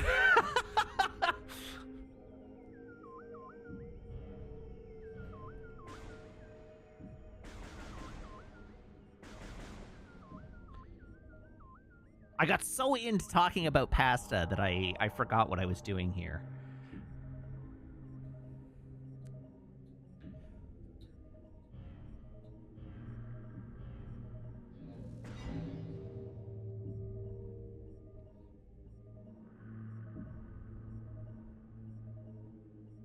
Favorite curry? That is a tough question to answer. So like the easy answer for me is Tim. I really like. So there's a restaurant here in the area that has they do a butter lamb as opposed to butter chicken. Very good. Love that. I'm a big fan of coconut-based curries. I like basically any Indian coconut curry is delicious. There's a coconut chicken curry from a place downtown that I really like. Very, very good. I actually really enjoy Japanese curry. I actually have a really good recipe that I got off of TikTok for a smooth Japanese curry. Oh my god, it's to die for. I've already said something's to die for this evening, but the Japanese curry recipe that I have is so friggin' good. And it's like dead simple. It's like carrot and apple and onion and like some curry cubes and some like various other things and sauces to go in. I don't think I have it written down anywhere. I need to write that down. But you make a katsu, like a pork katsu cutlet, and serve some rice and slice up the katsu cutlet and then drizzle the whole thing in this curry, which like you use an immersion blender to blend it smooth. And you just like drown the whole thing in curry, and oh my god, it's so good. Brownie says, if you like coconut curries, do you like Thai curries? The answer to that is complicated because I generally don't like Thai food, which is which is funny. Because I do like coconut and things. I have not really enjoyed much Thai food in my life. I mostly find it a struggle. So the answer to that is not really.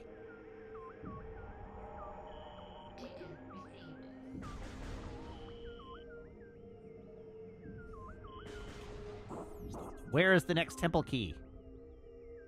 All the way over there?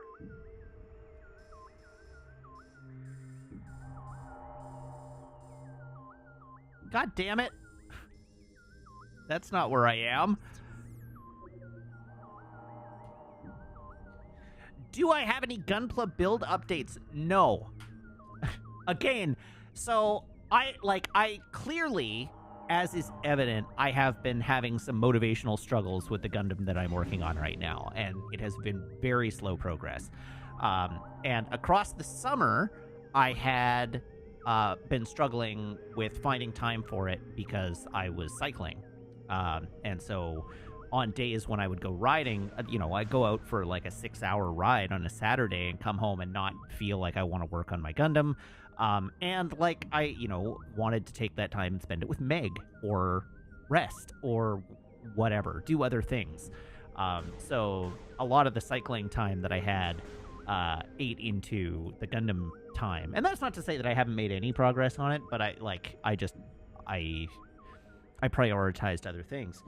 And so I was looking forward to the rainy season coming and not having to trade and making some progress on the Gundam in the rain. Except that now I've lost my job, and I will merely feel guilty if I do anything but look for a new job.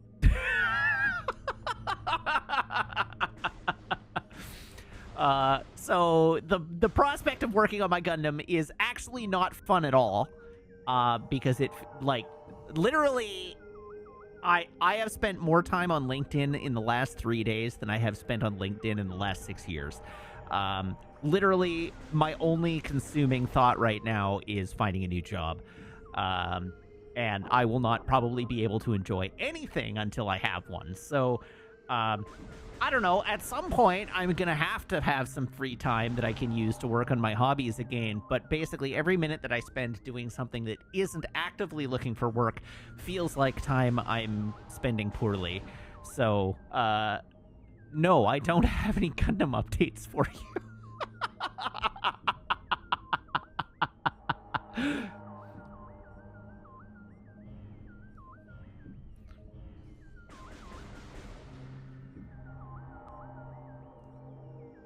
Do I want to put TNG on? No, I'm trying to exercise good health, like good mental health practices, and using working hours to seek for work, and using non-working hours for other things. I'm just treating it as if my job now is to look for work. But it is it's difficult. It's not easy. Okay, so presumably, this means I can space jump here.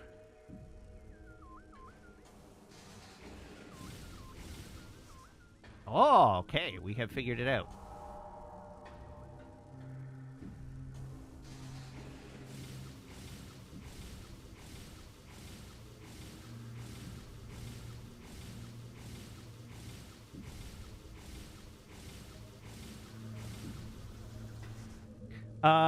We will make a future determination as to whether TNG is staying on Mondays, but for now I'm not planning to change anything.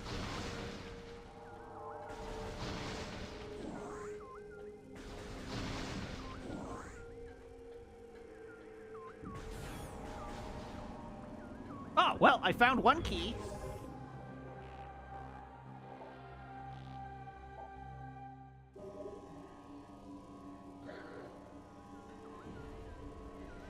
There we go. I have located a key.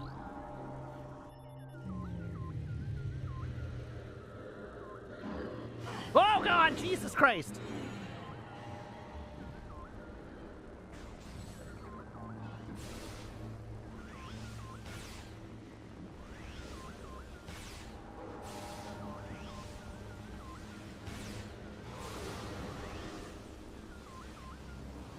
It wasn't so much an oops into a key as it just turned out that I went to explore one of the areas of the game that I hadn't explored yet, and that area contained a key, because, of course it did, because it's one of the areas of the game I haven't explored yet. But I wouldn't, strictly speaking, call it an oops.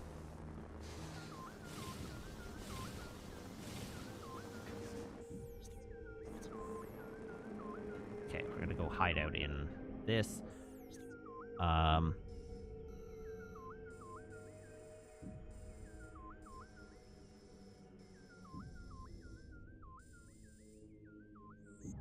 Oh, that's incredibly convenient, actually.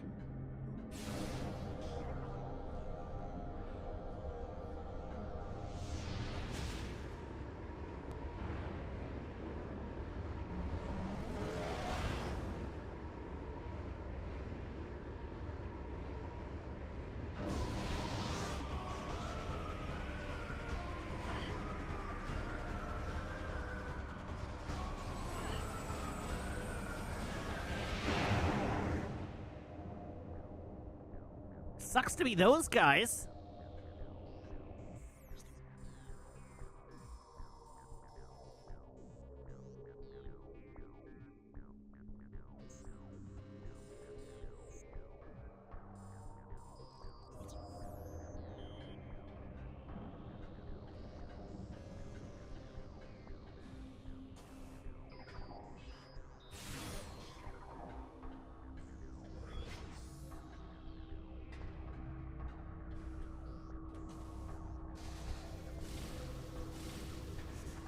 It's actually really funny that they give you the grapple beams so soon.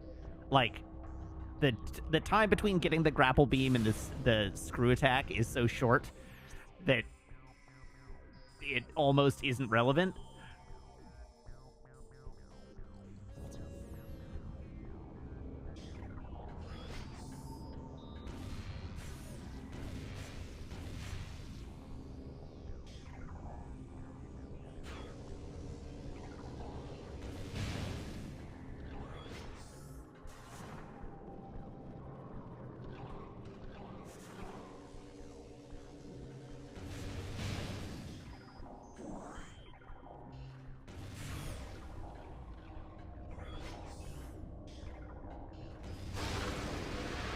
Okay, and then we turn around and go back the way we came.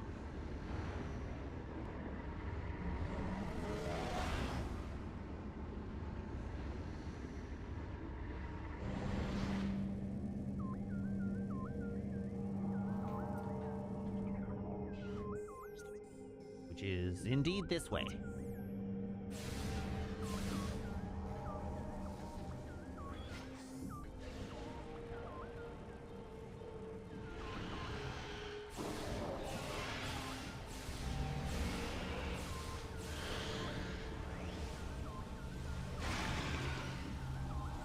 Get wrecked, nerd. Right. I should have realized this when I came into this room the first time.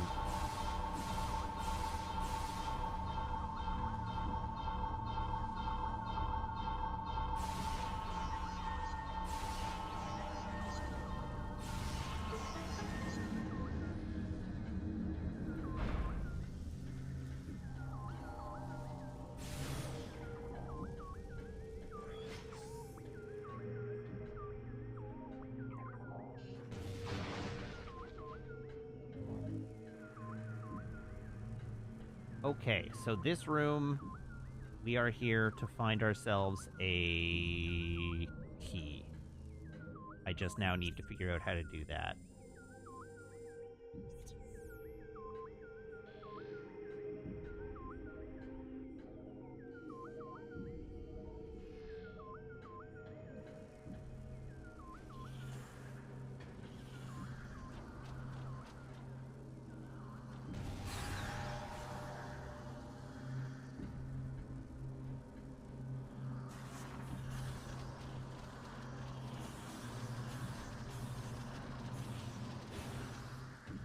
Oh, what?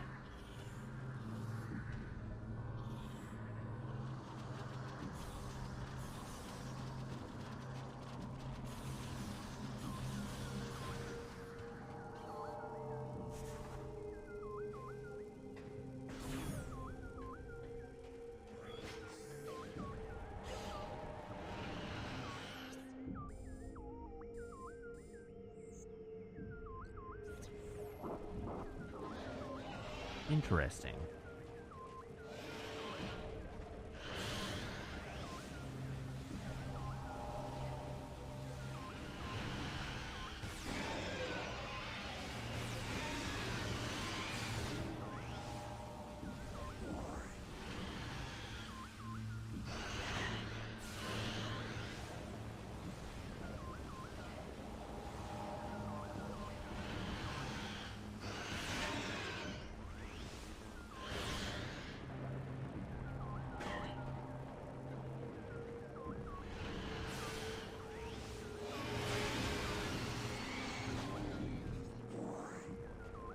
Okay.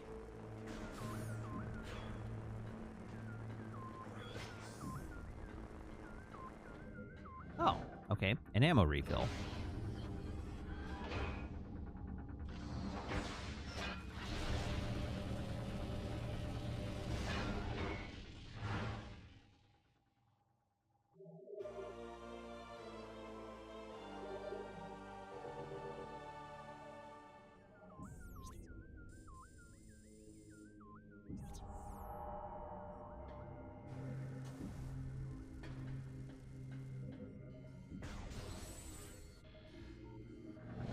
Oops. Well, I guess I've got double full ammo now.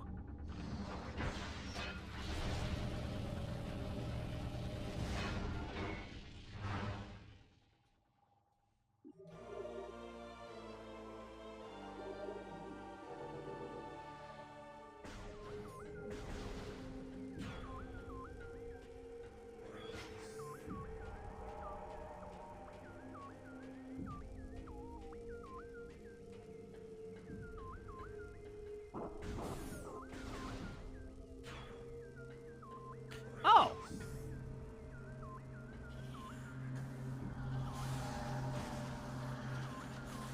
Interesting.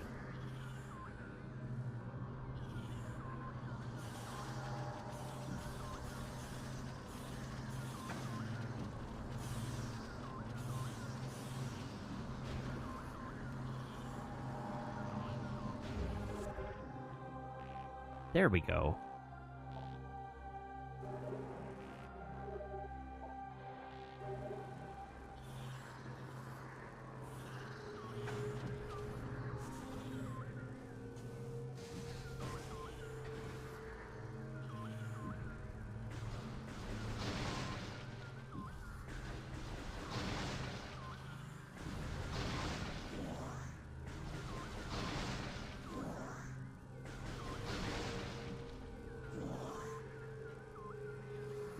You wonder if there are Metroidvania typing games?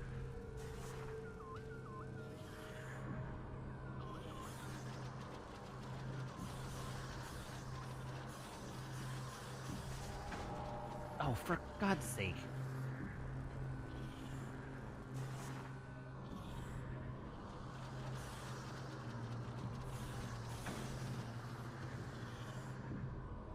I hate these things. I hate them so much.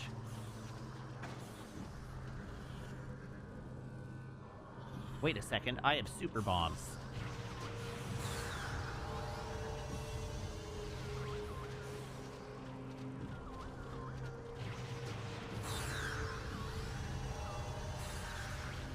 There we go. What?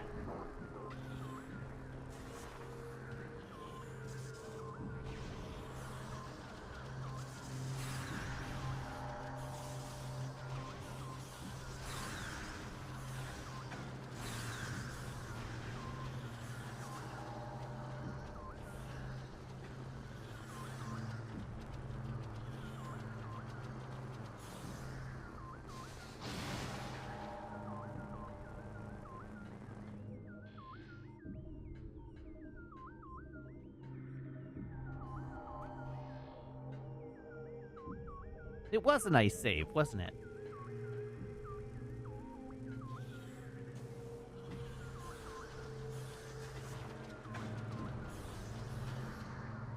I have now figured out what I need to do. Yes! There are, in fact, other bounty hunters in the world of Metroid. I believe we know this factually.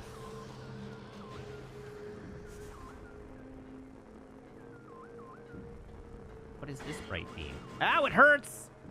Okay, note to self, don't stand in that beam.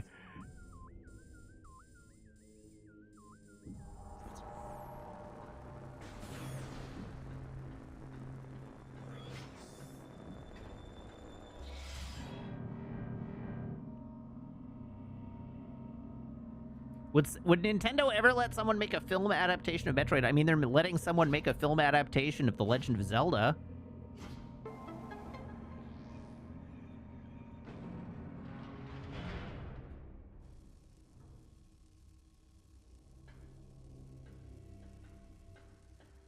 I would like to find a save point.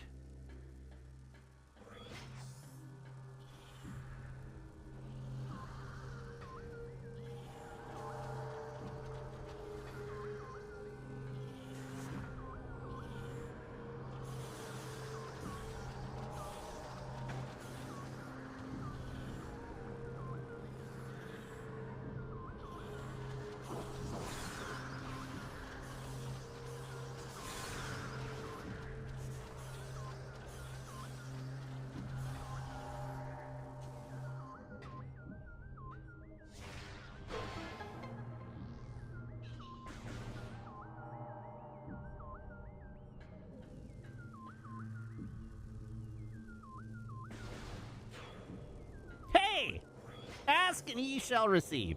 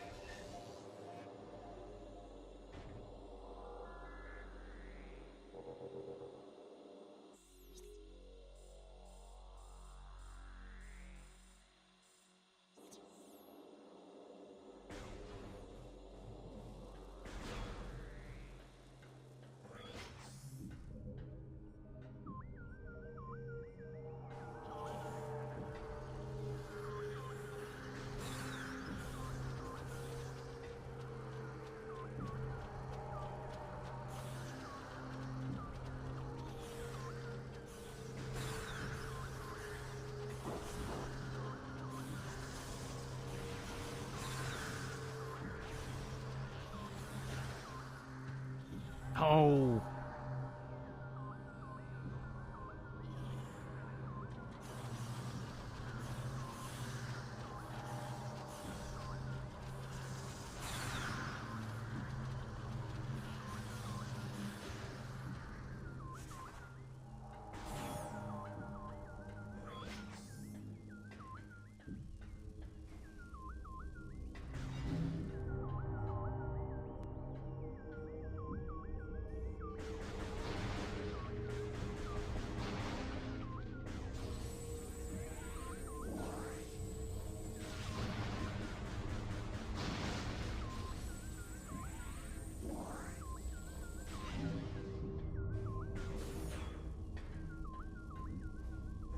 Aw, heck.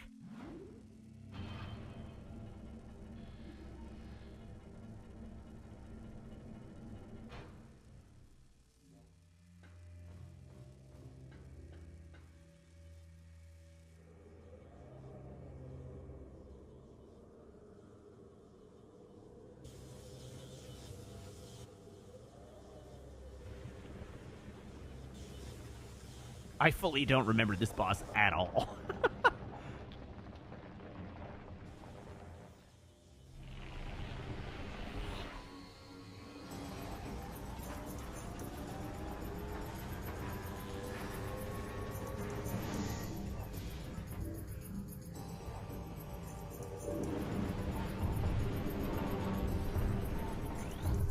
Alright, let's scan it.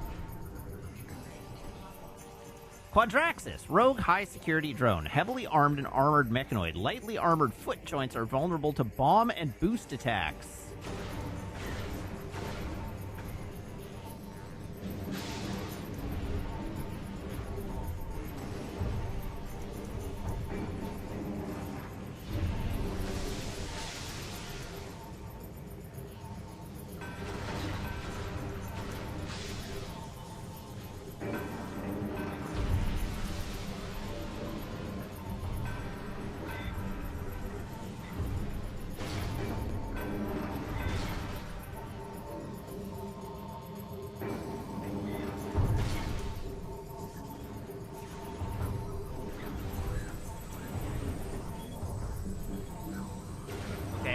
we've done the bomb attacks.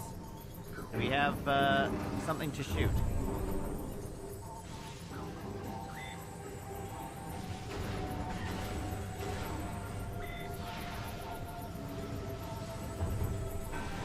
The shooting, it does nothing!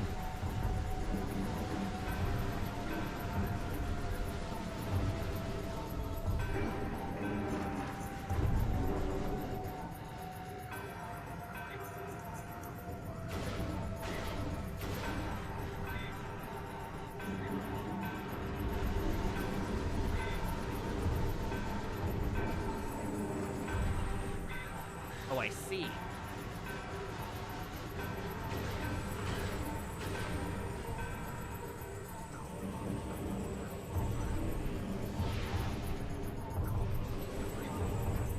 I think I see.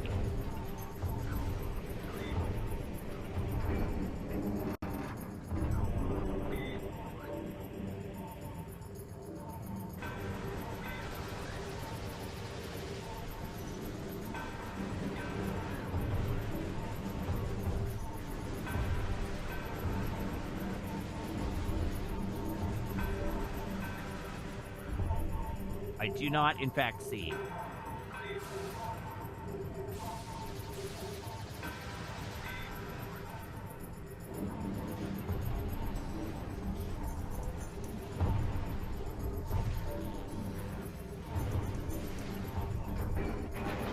Aha!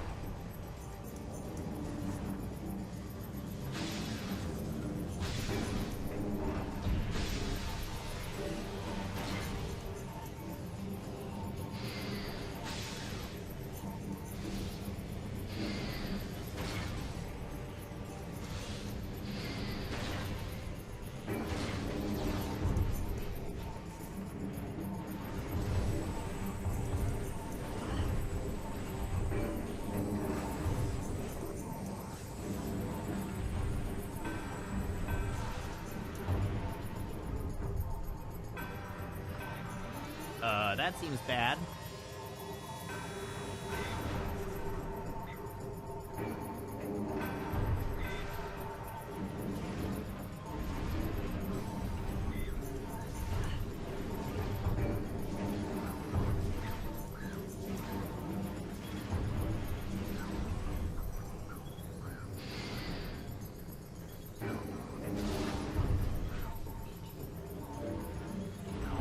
Look for the shiny leg.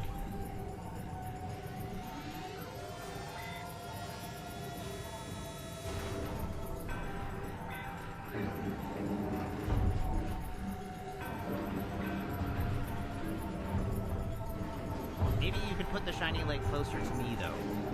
That would be nice.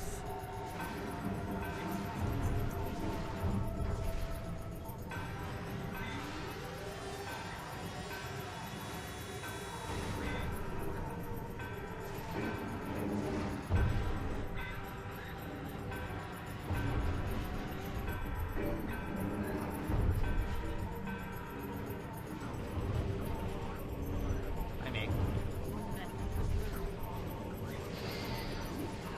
pretty.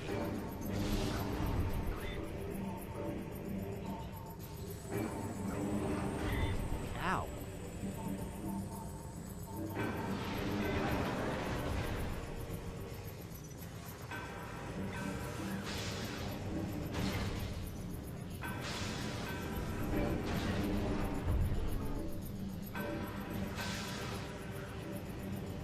Did I? What?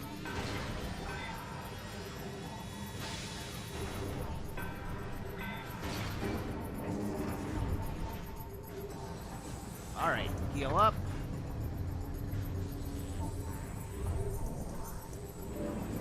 Find the shiny leg.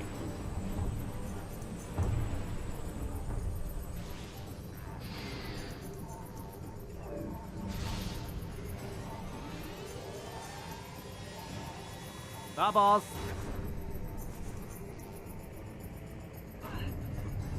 Oh, Jesus!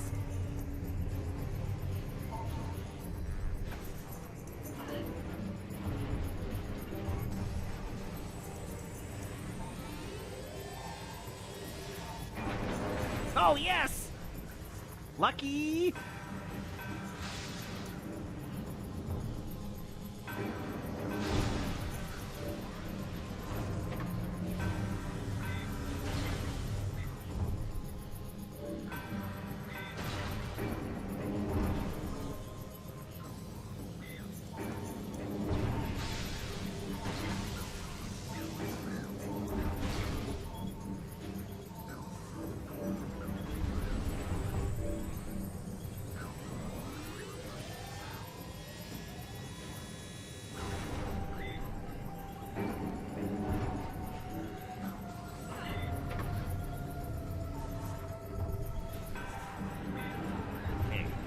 Shiny leg.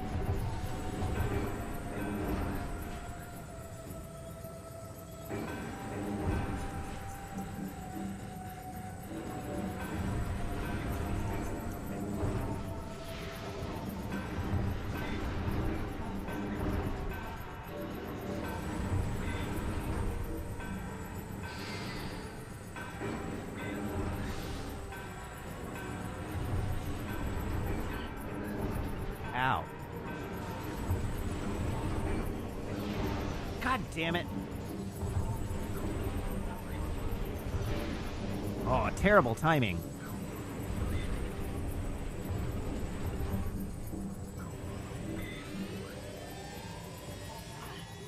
Oh, BS.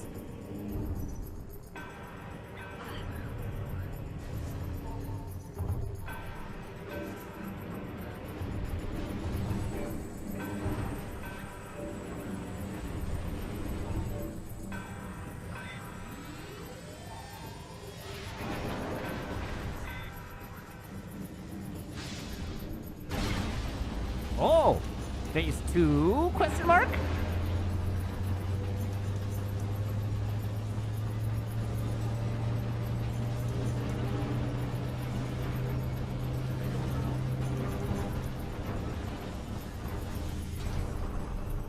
Oh, now it's just a flying head.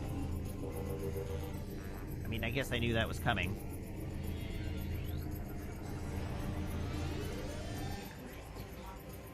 Alright. Shielded head module. Command module of the Guardian unit. Highly mobile and well-armed, impervious force shield protects it from harm, receiving tactical data via high sonic transmissions. Okay, so now we know what that is about. Okay, stop that. Let me scan. I would like to scan! God damn it.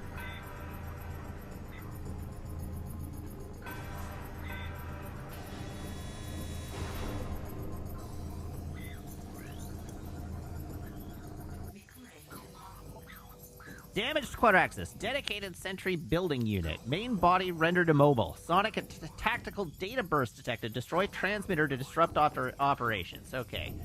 That's what I figured. Now I just have to figure out how to target the targety thing.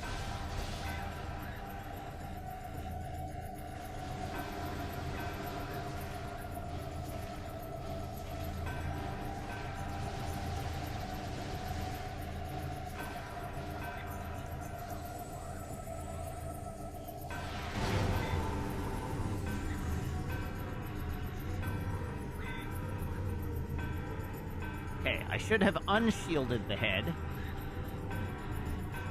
But where is it? Oh, there it is. Okay. Hey, buddy. It's an inconvenient place for you to be.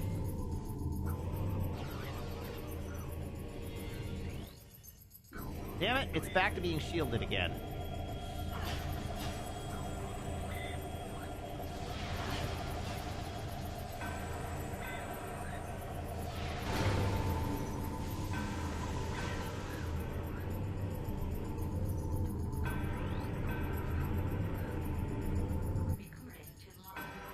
Alright, stunned head module. Battle logic disrupted. Unit is vulnerable. Shield offline. Unit is generating drones for defense while trying to restore sonic tactical link with main body.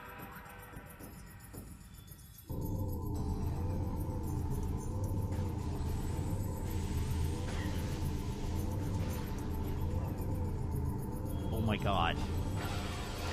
Jesus Christ.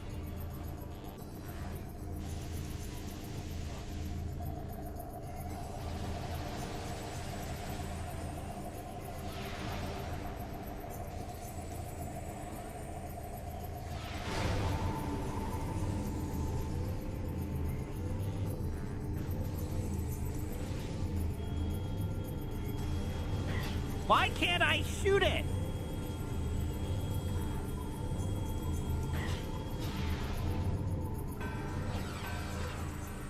It's not giving me a lock-on.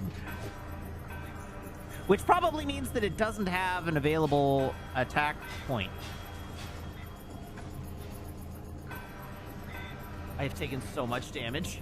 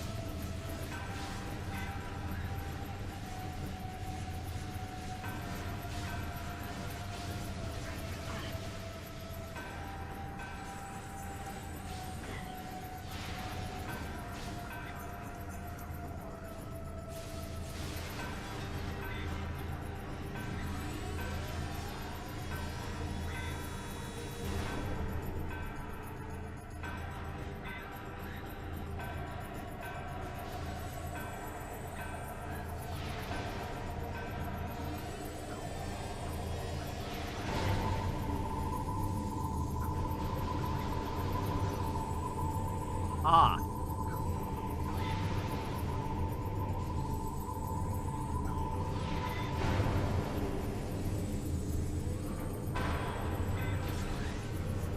We figured it out!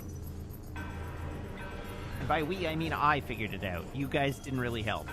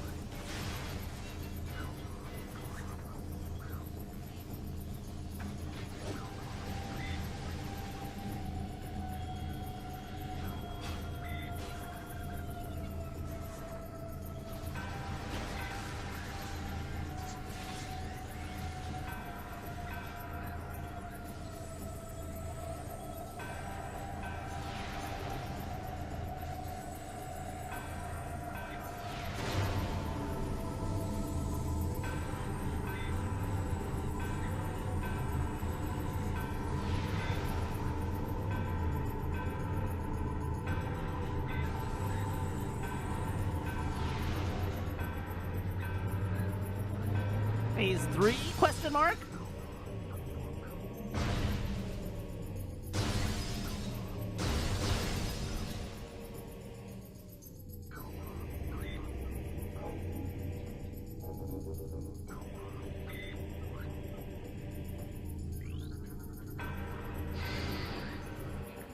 All right. Final head module. Tactical ability reduced. Unit now vulnerable. Link to main body severed. 2 weak points detected. Target them with concussive blast to damage the unit. Okay, and I got a pretty good idea how I meant to do this. But first, I'm going to go collect that health.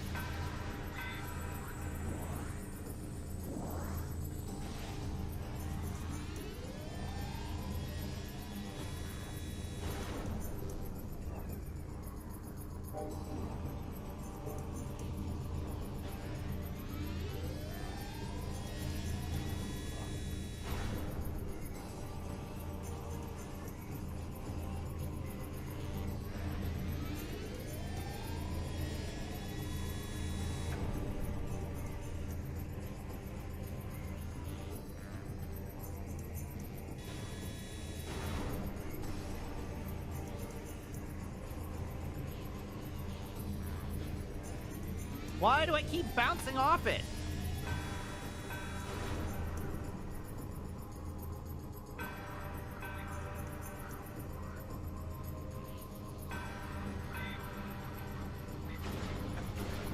Well, that's just rude.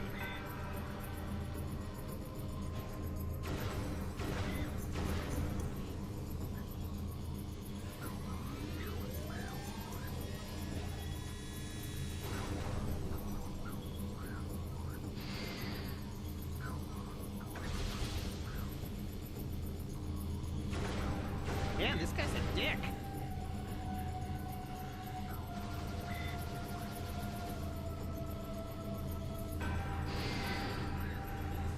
Come on.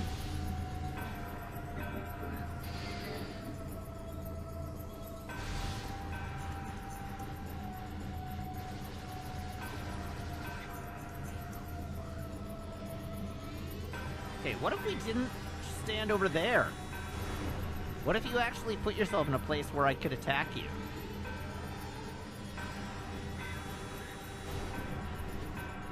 Just, you know, putting it out there as an idea.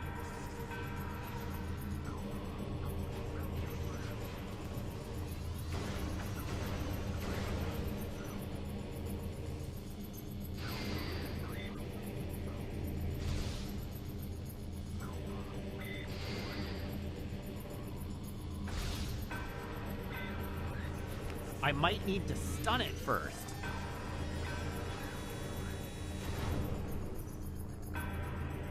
Oh, that does seem like the case.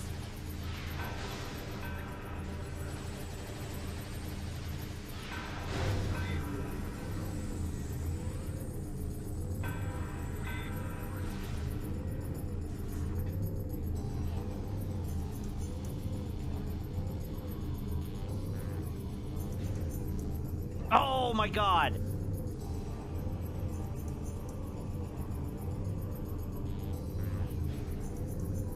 Oh, what?!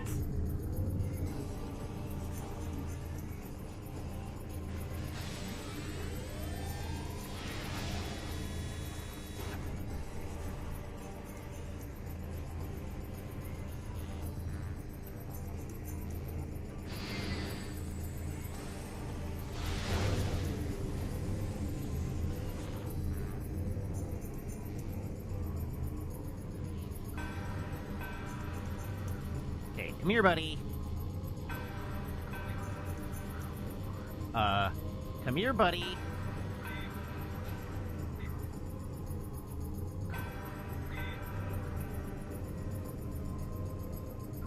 Oh, he went the other way. Unreal.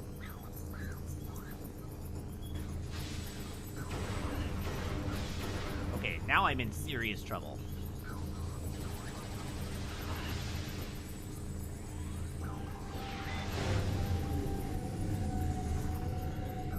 Which way is it going? This way.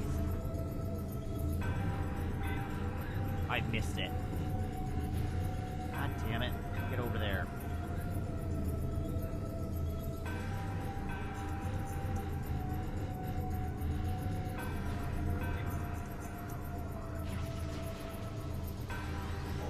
Oh, come on! Alright, well, we're dead. We're done. That sucks so much, though.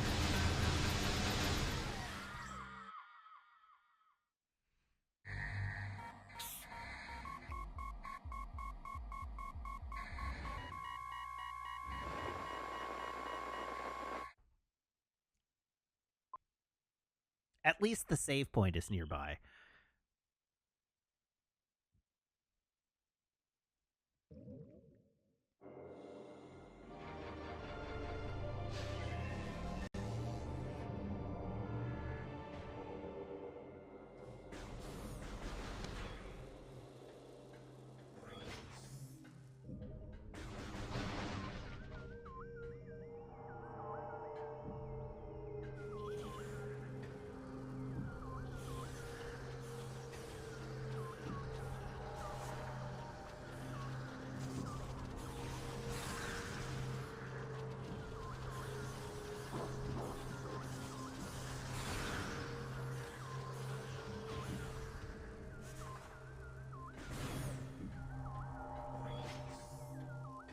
I know, I have to scan everything again. It's the worst. But hopefully I'll be a little more proficient this time around.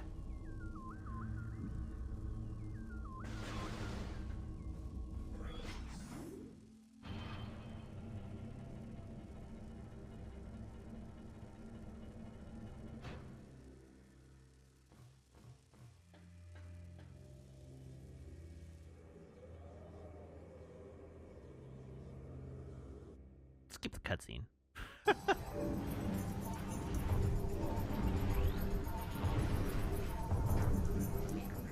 Alright, scan the first.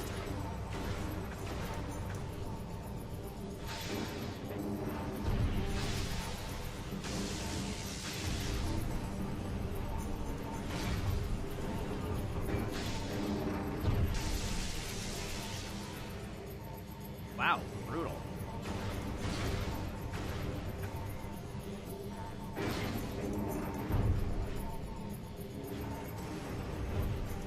Get back here.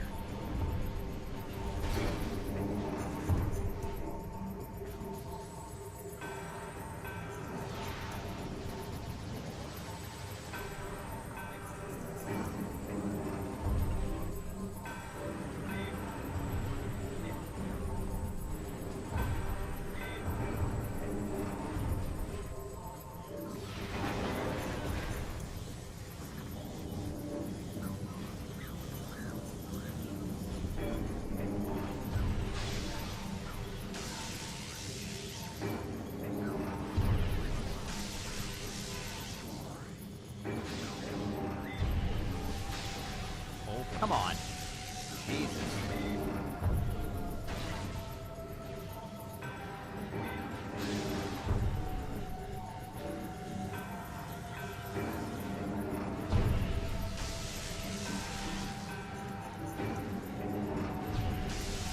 Knock that off!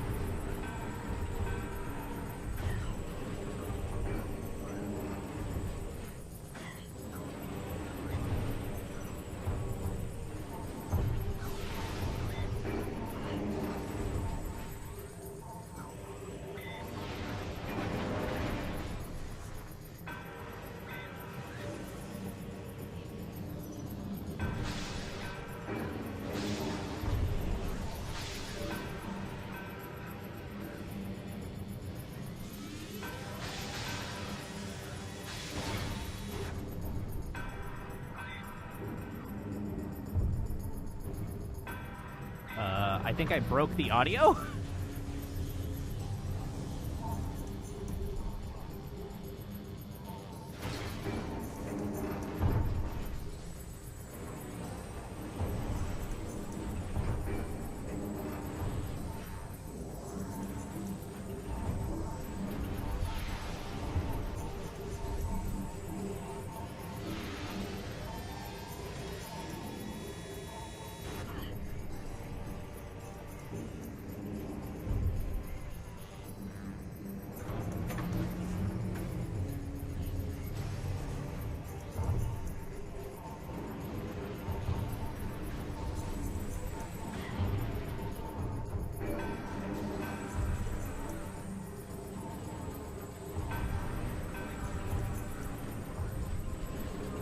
Come on.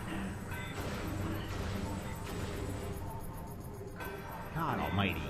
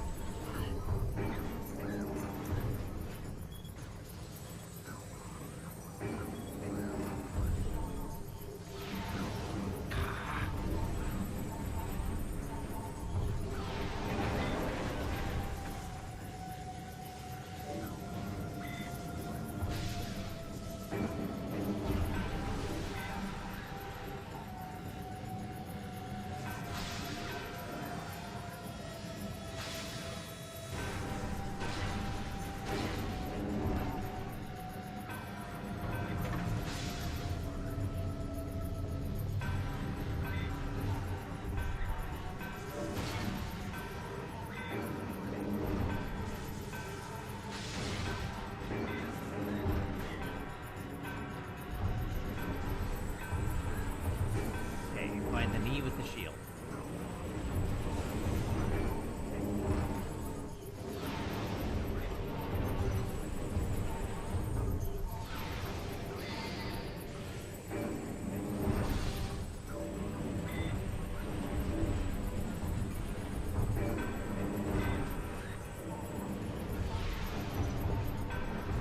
Swear to God.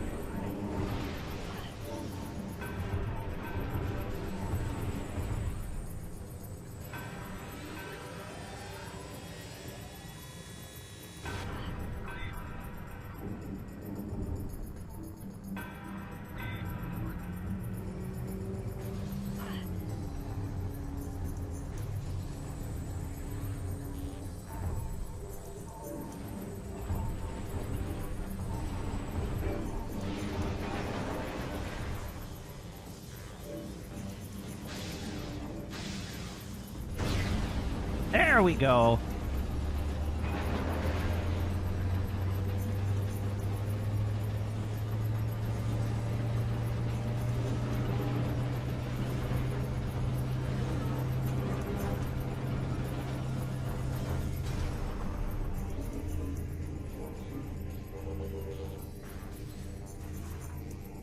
Oop, no, this one.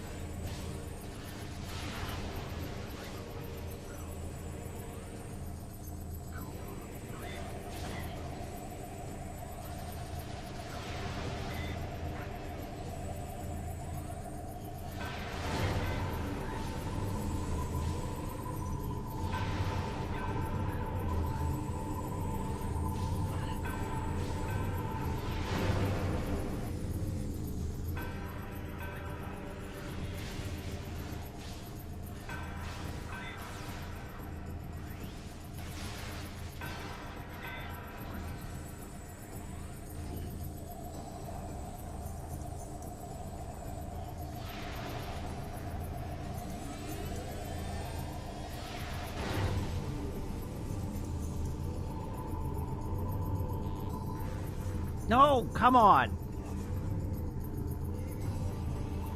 God damn it.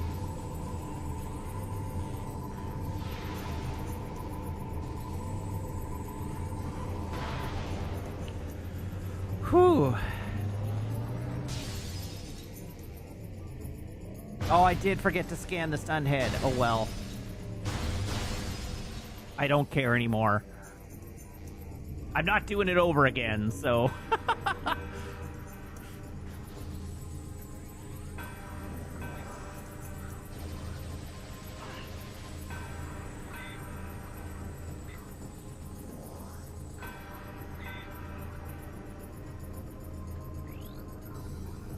I'm not doing it over again on purpose.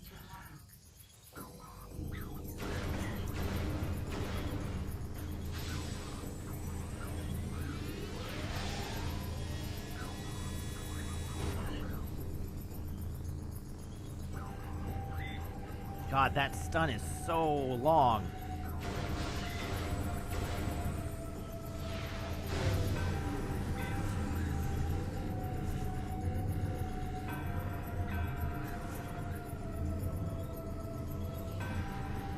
not coming this way. Jesus Christ.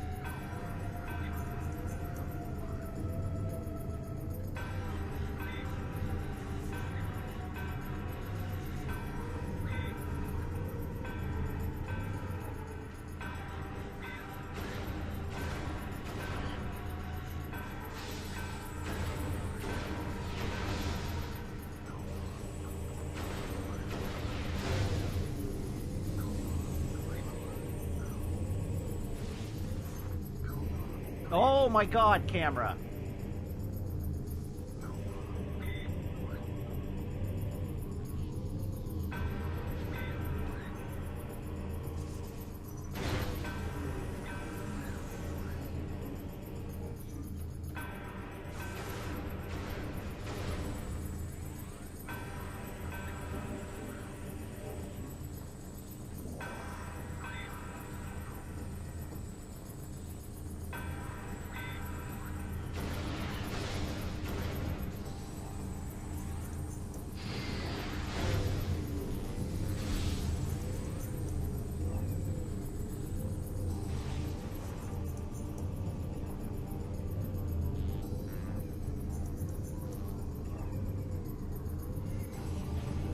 Ah, I missed it!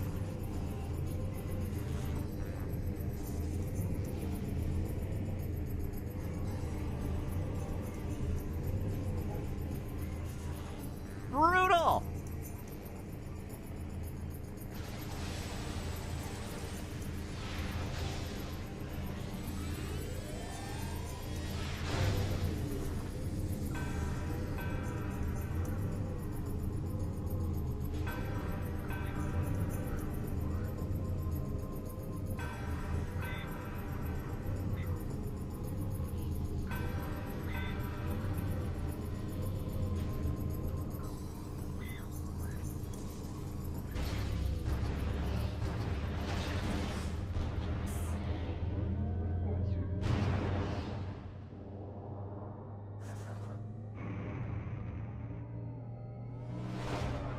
There we go. Whew, that was rough. Oh, I know what that is. The Annihilator Beam.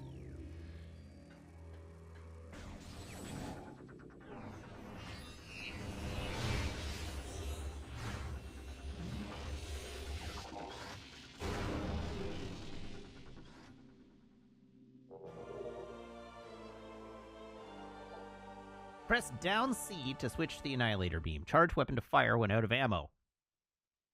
I'm sorry, what? Additional data downloaded to inventory screen. Press start to access the inventory screen.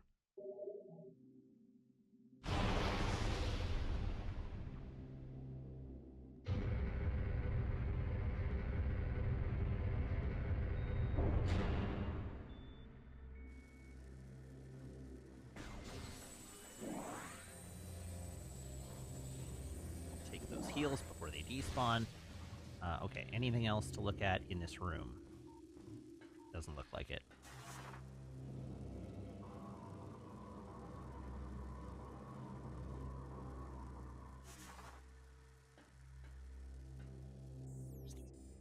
Presumably I'm going that way. Or that way. Could be either one.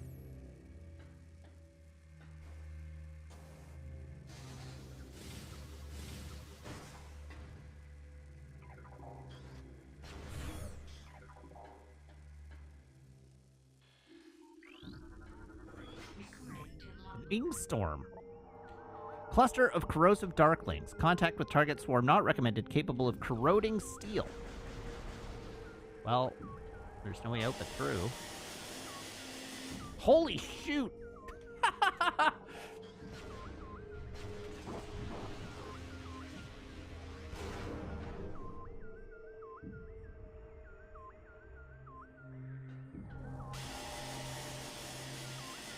Those things do so much damage!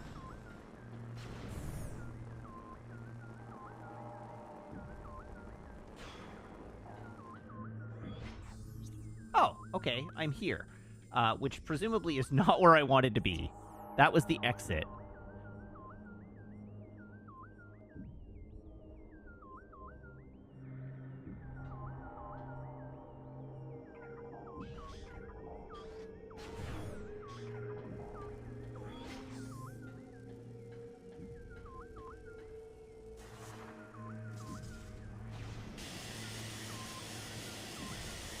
Oh my god. Okay, I am gonna sit here and heal to full. Healing to full AMA.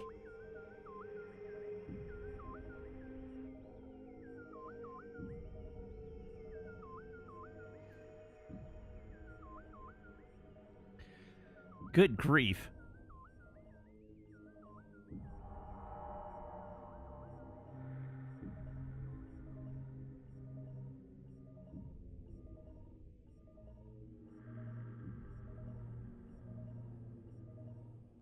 Oh, tomorrow's the Wharf Breaks His Back episode? Great. What is the better Megatron design, tank, gun, or T-Rex? They're all good designs, Bront. I think all three of them are pretty good. I do have a soft spot in my... I actually think the T-Rex is the weakest, but I have a soft spot in my heart for that particular depiction of Megatron.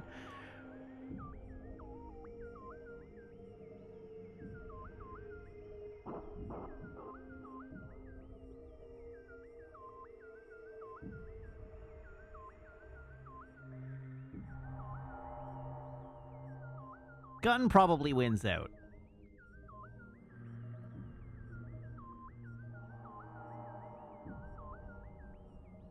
How do I feel about Transformers with lips? It's not my favorite. I know it's a thing they do. It's not my favorite.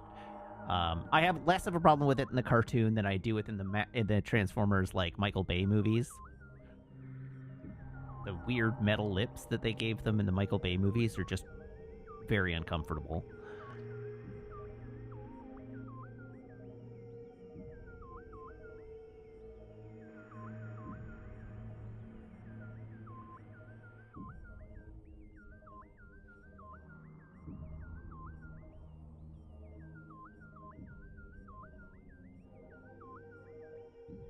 Who is Jackson and why can't he come back in Andor Season 3? I don't know, but I do know that he can't come back in Andor Season 3 because there isn't going to be an Andor Season 3.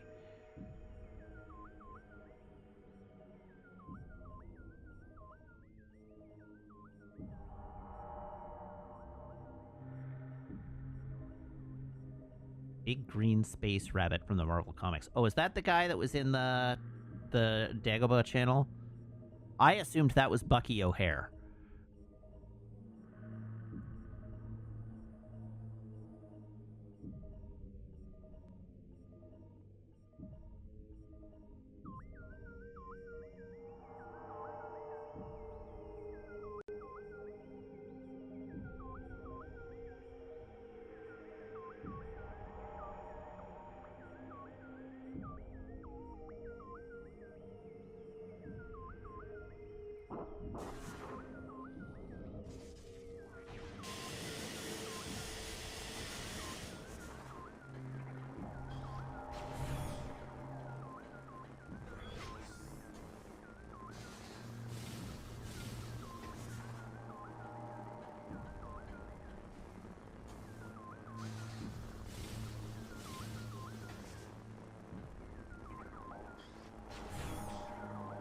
I decided I didn't need to heal entirely to full. I just needed to heal enough to get through that room safely.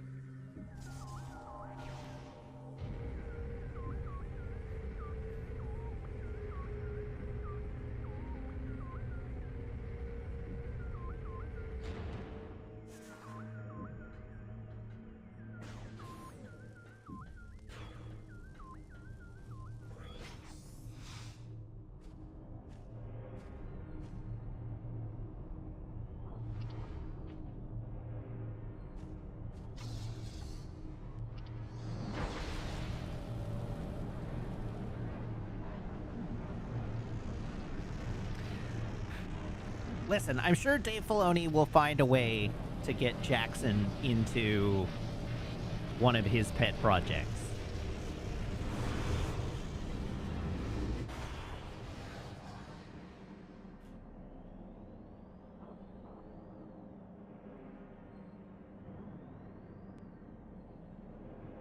Obi-Wan season... Ahsoka season 3. Alright, energy transfer complete. Return the energy to its temple on Ether. How do I do that?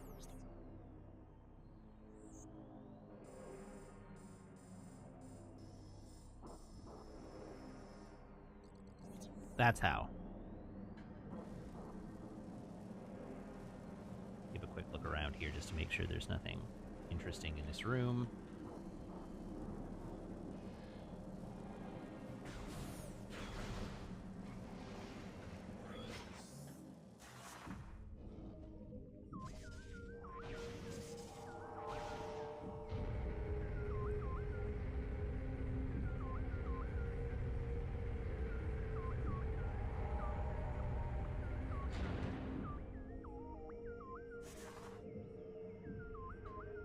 Jackson is worshipped as a god among one of the Ewok tribes. Yeah, but so is our C-3PO.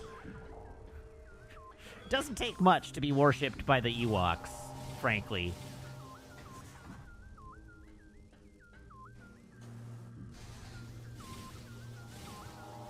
Their bar for new gods is low.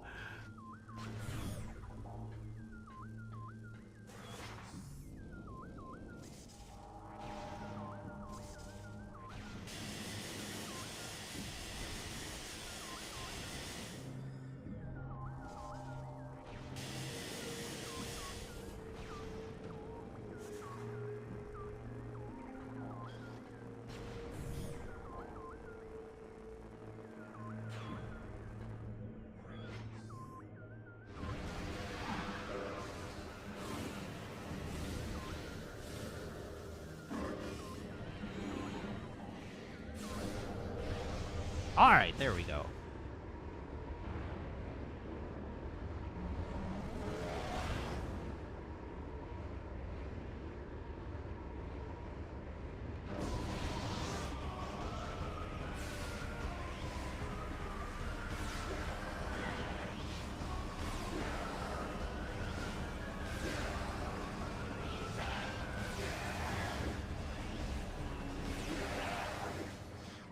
Get wrecked.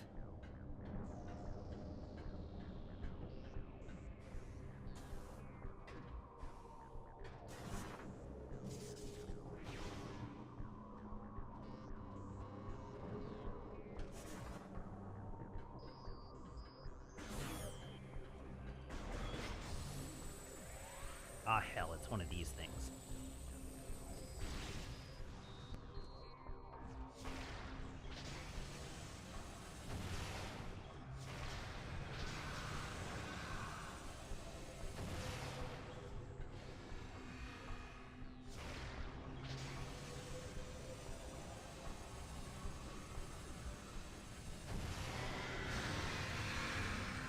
Got him.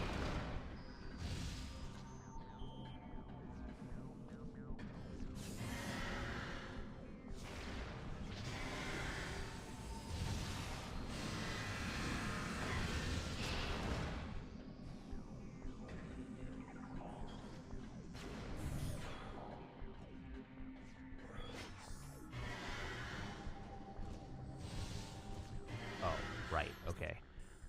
So I want to go that way.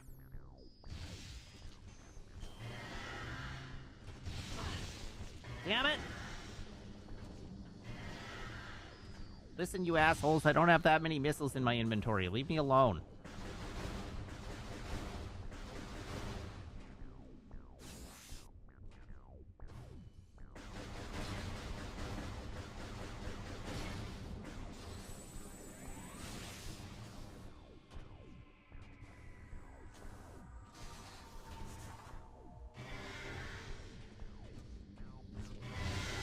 I can't interact with it yet, Azandai, because I don't have the sonic beam.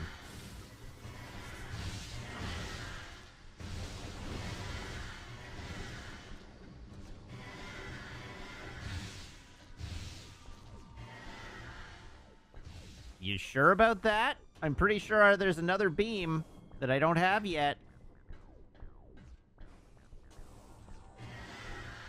Anyhow, I have a destination I'm trying to get to.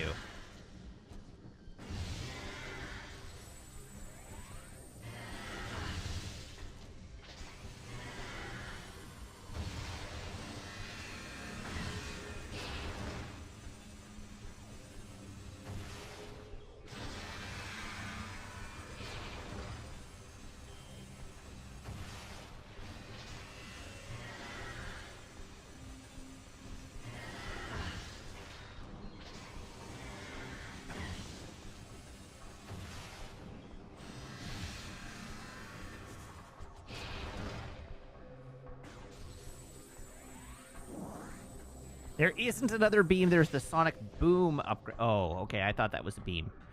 All right, well, we'll start interacting with those things once I'm not on a mission, but I'm on a specific mission at the moment.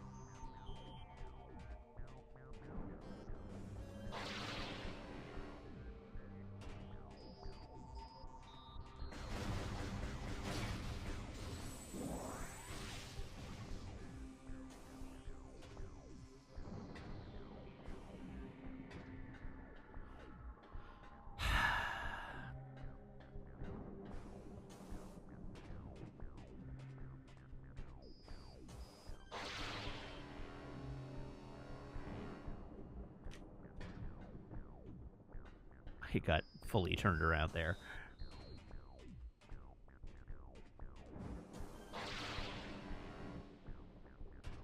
Which is my favorite room in the game, and why is this one? I think the reasons are obvious.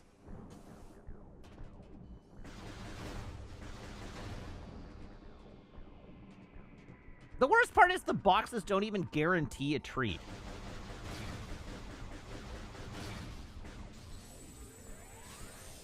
There should not be a chance that a box doesn't give you anything. That's just a feel bad.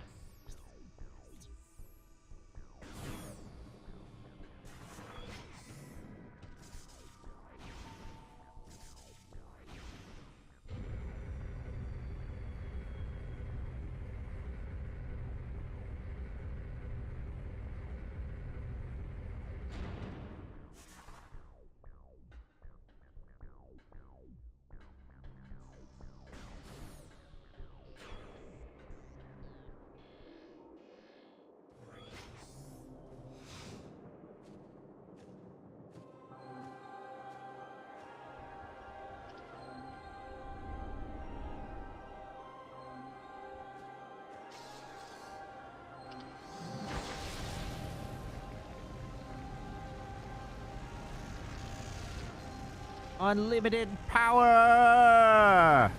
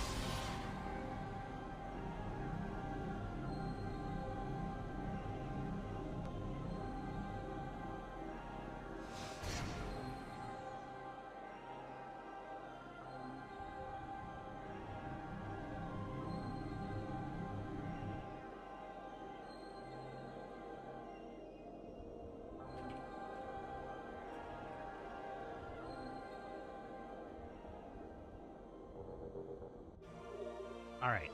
Energy transfer complete. This temple's energy has been restored.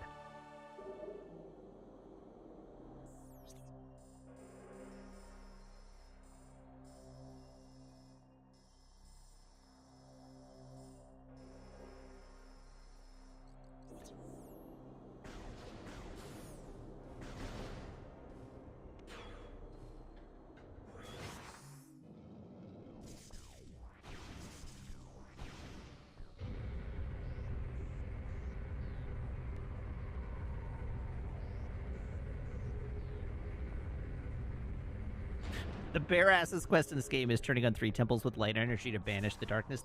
Metroid Prime Echoes is a Kingdom Hearts. Confirmed.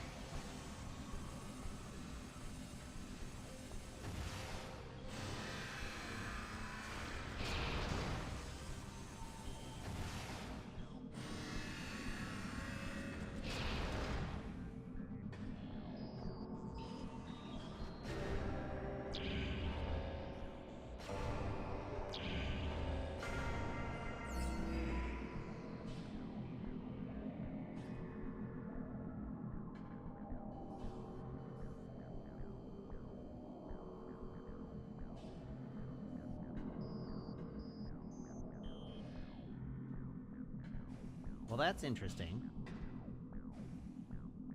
Where's the fourth one?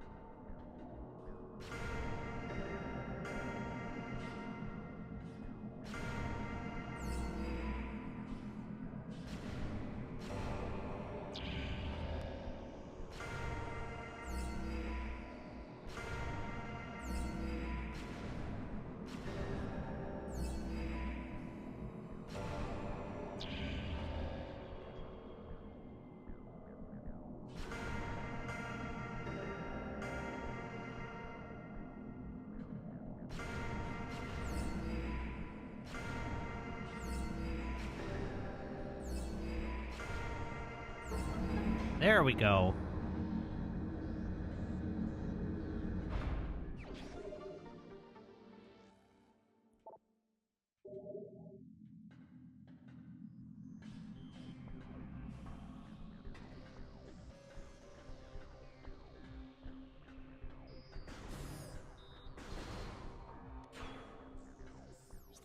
Okay, from here.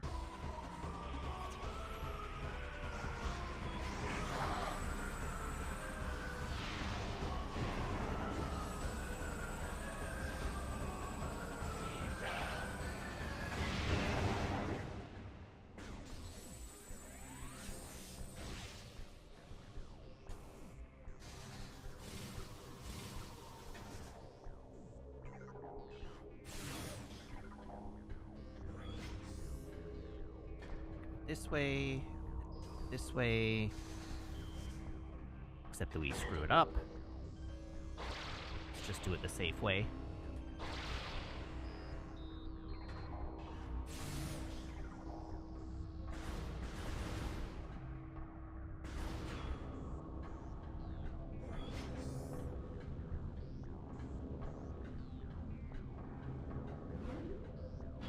Down.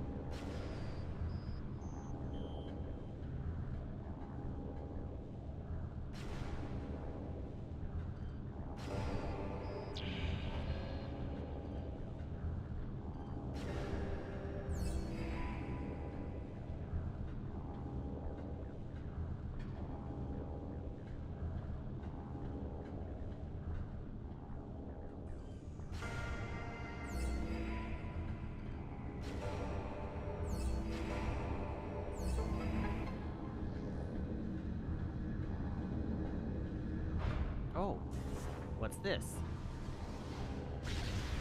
Oh!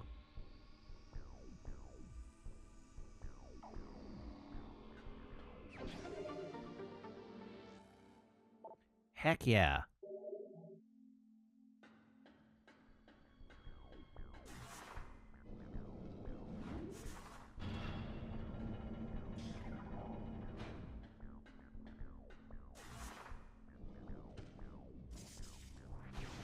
And the annoying doohickey in the middle of the room is off now.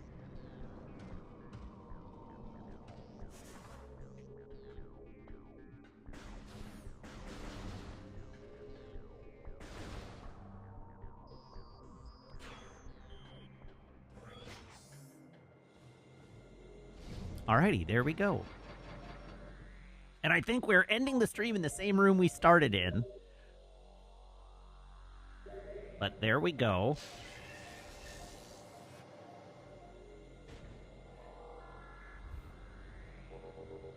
So, thank you very much, everybody, for tuning in. Thank you to everybody who subscribes, everybody who follows, everybody who cheers, everybody who chats, and everybody who hangs out and lurks. It's a genuine thrill stream for you, and I hope you have as much fun watching as I do playing. I'll be back, same mad time, same mad channel, here on twitch.tv/weekends on Tuesday, playing more Metroid Prime 2 Echoes. So I do hope you will tune in then. In the meantime, as always, you can follow me. You can follow me on Blue Sky and YouTube and TikTok and Ko-fi.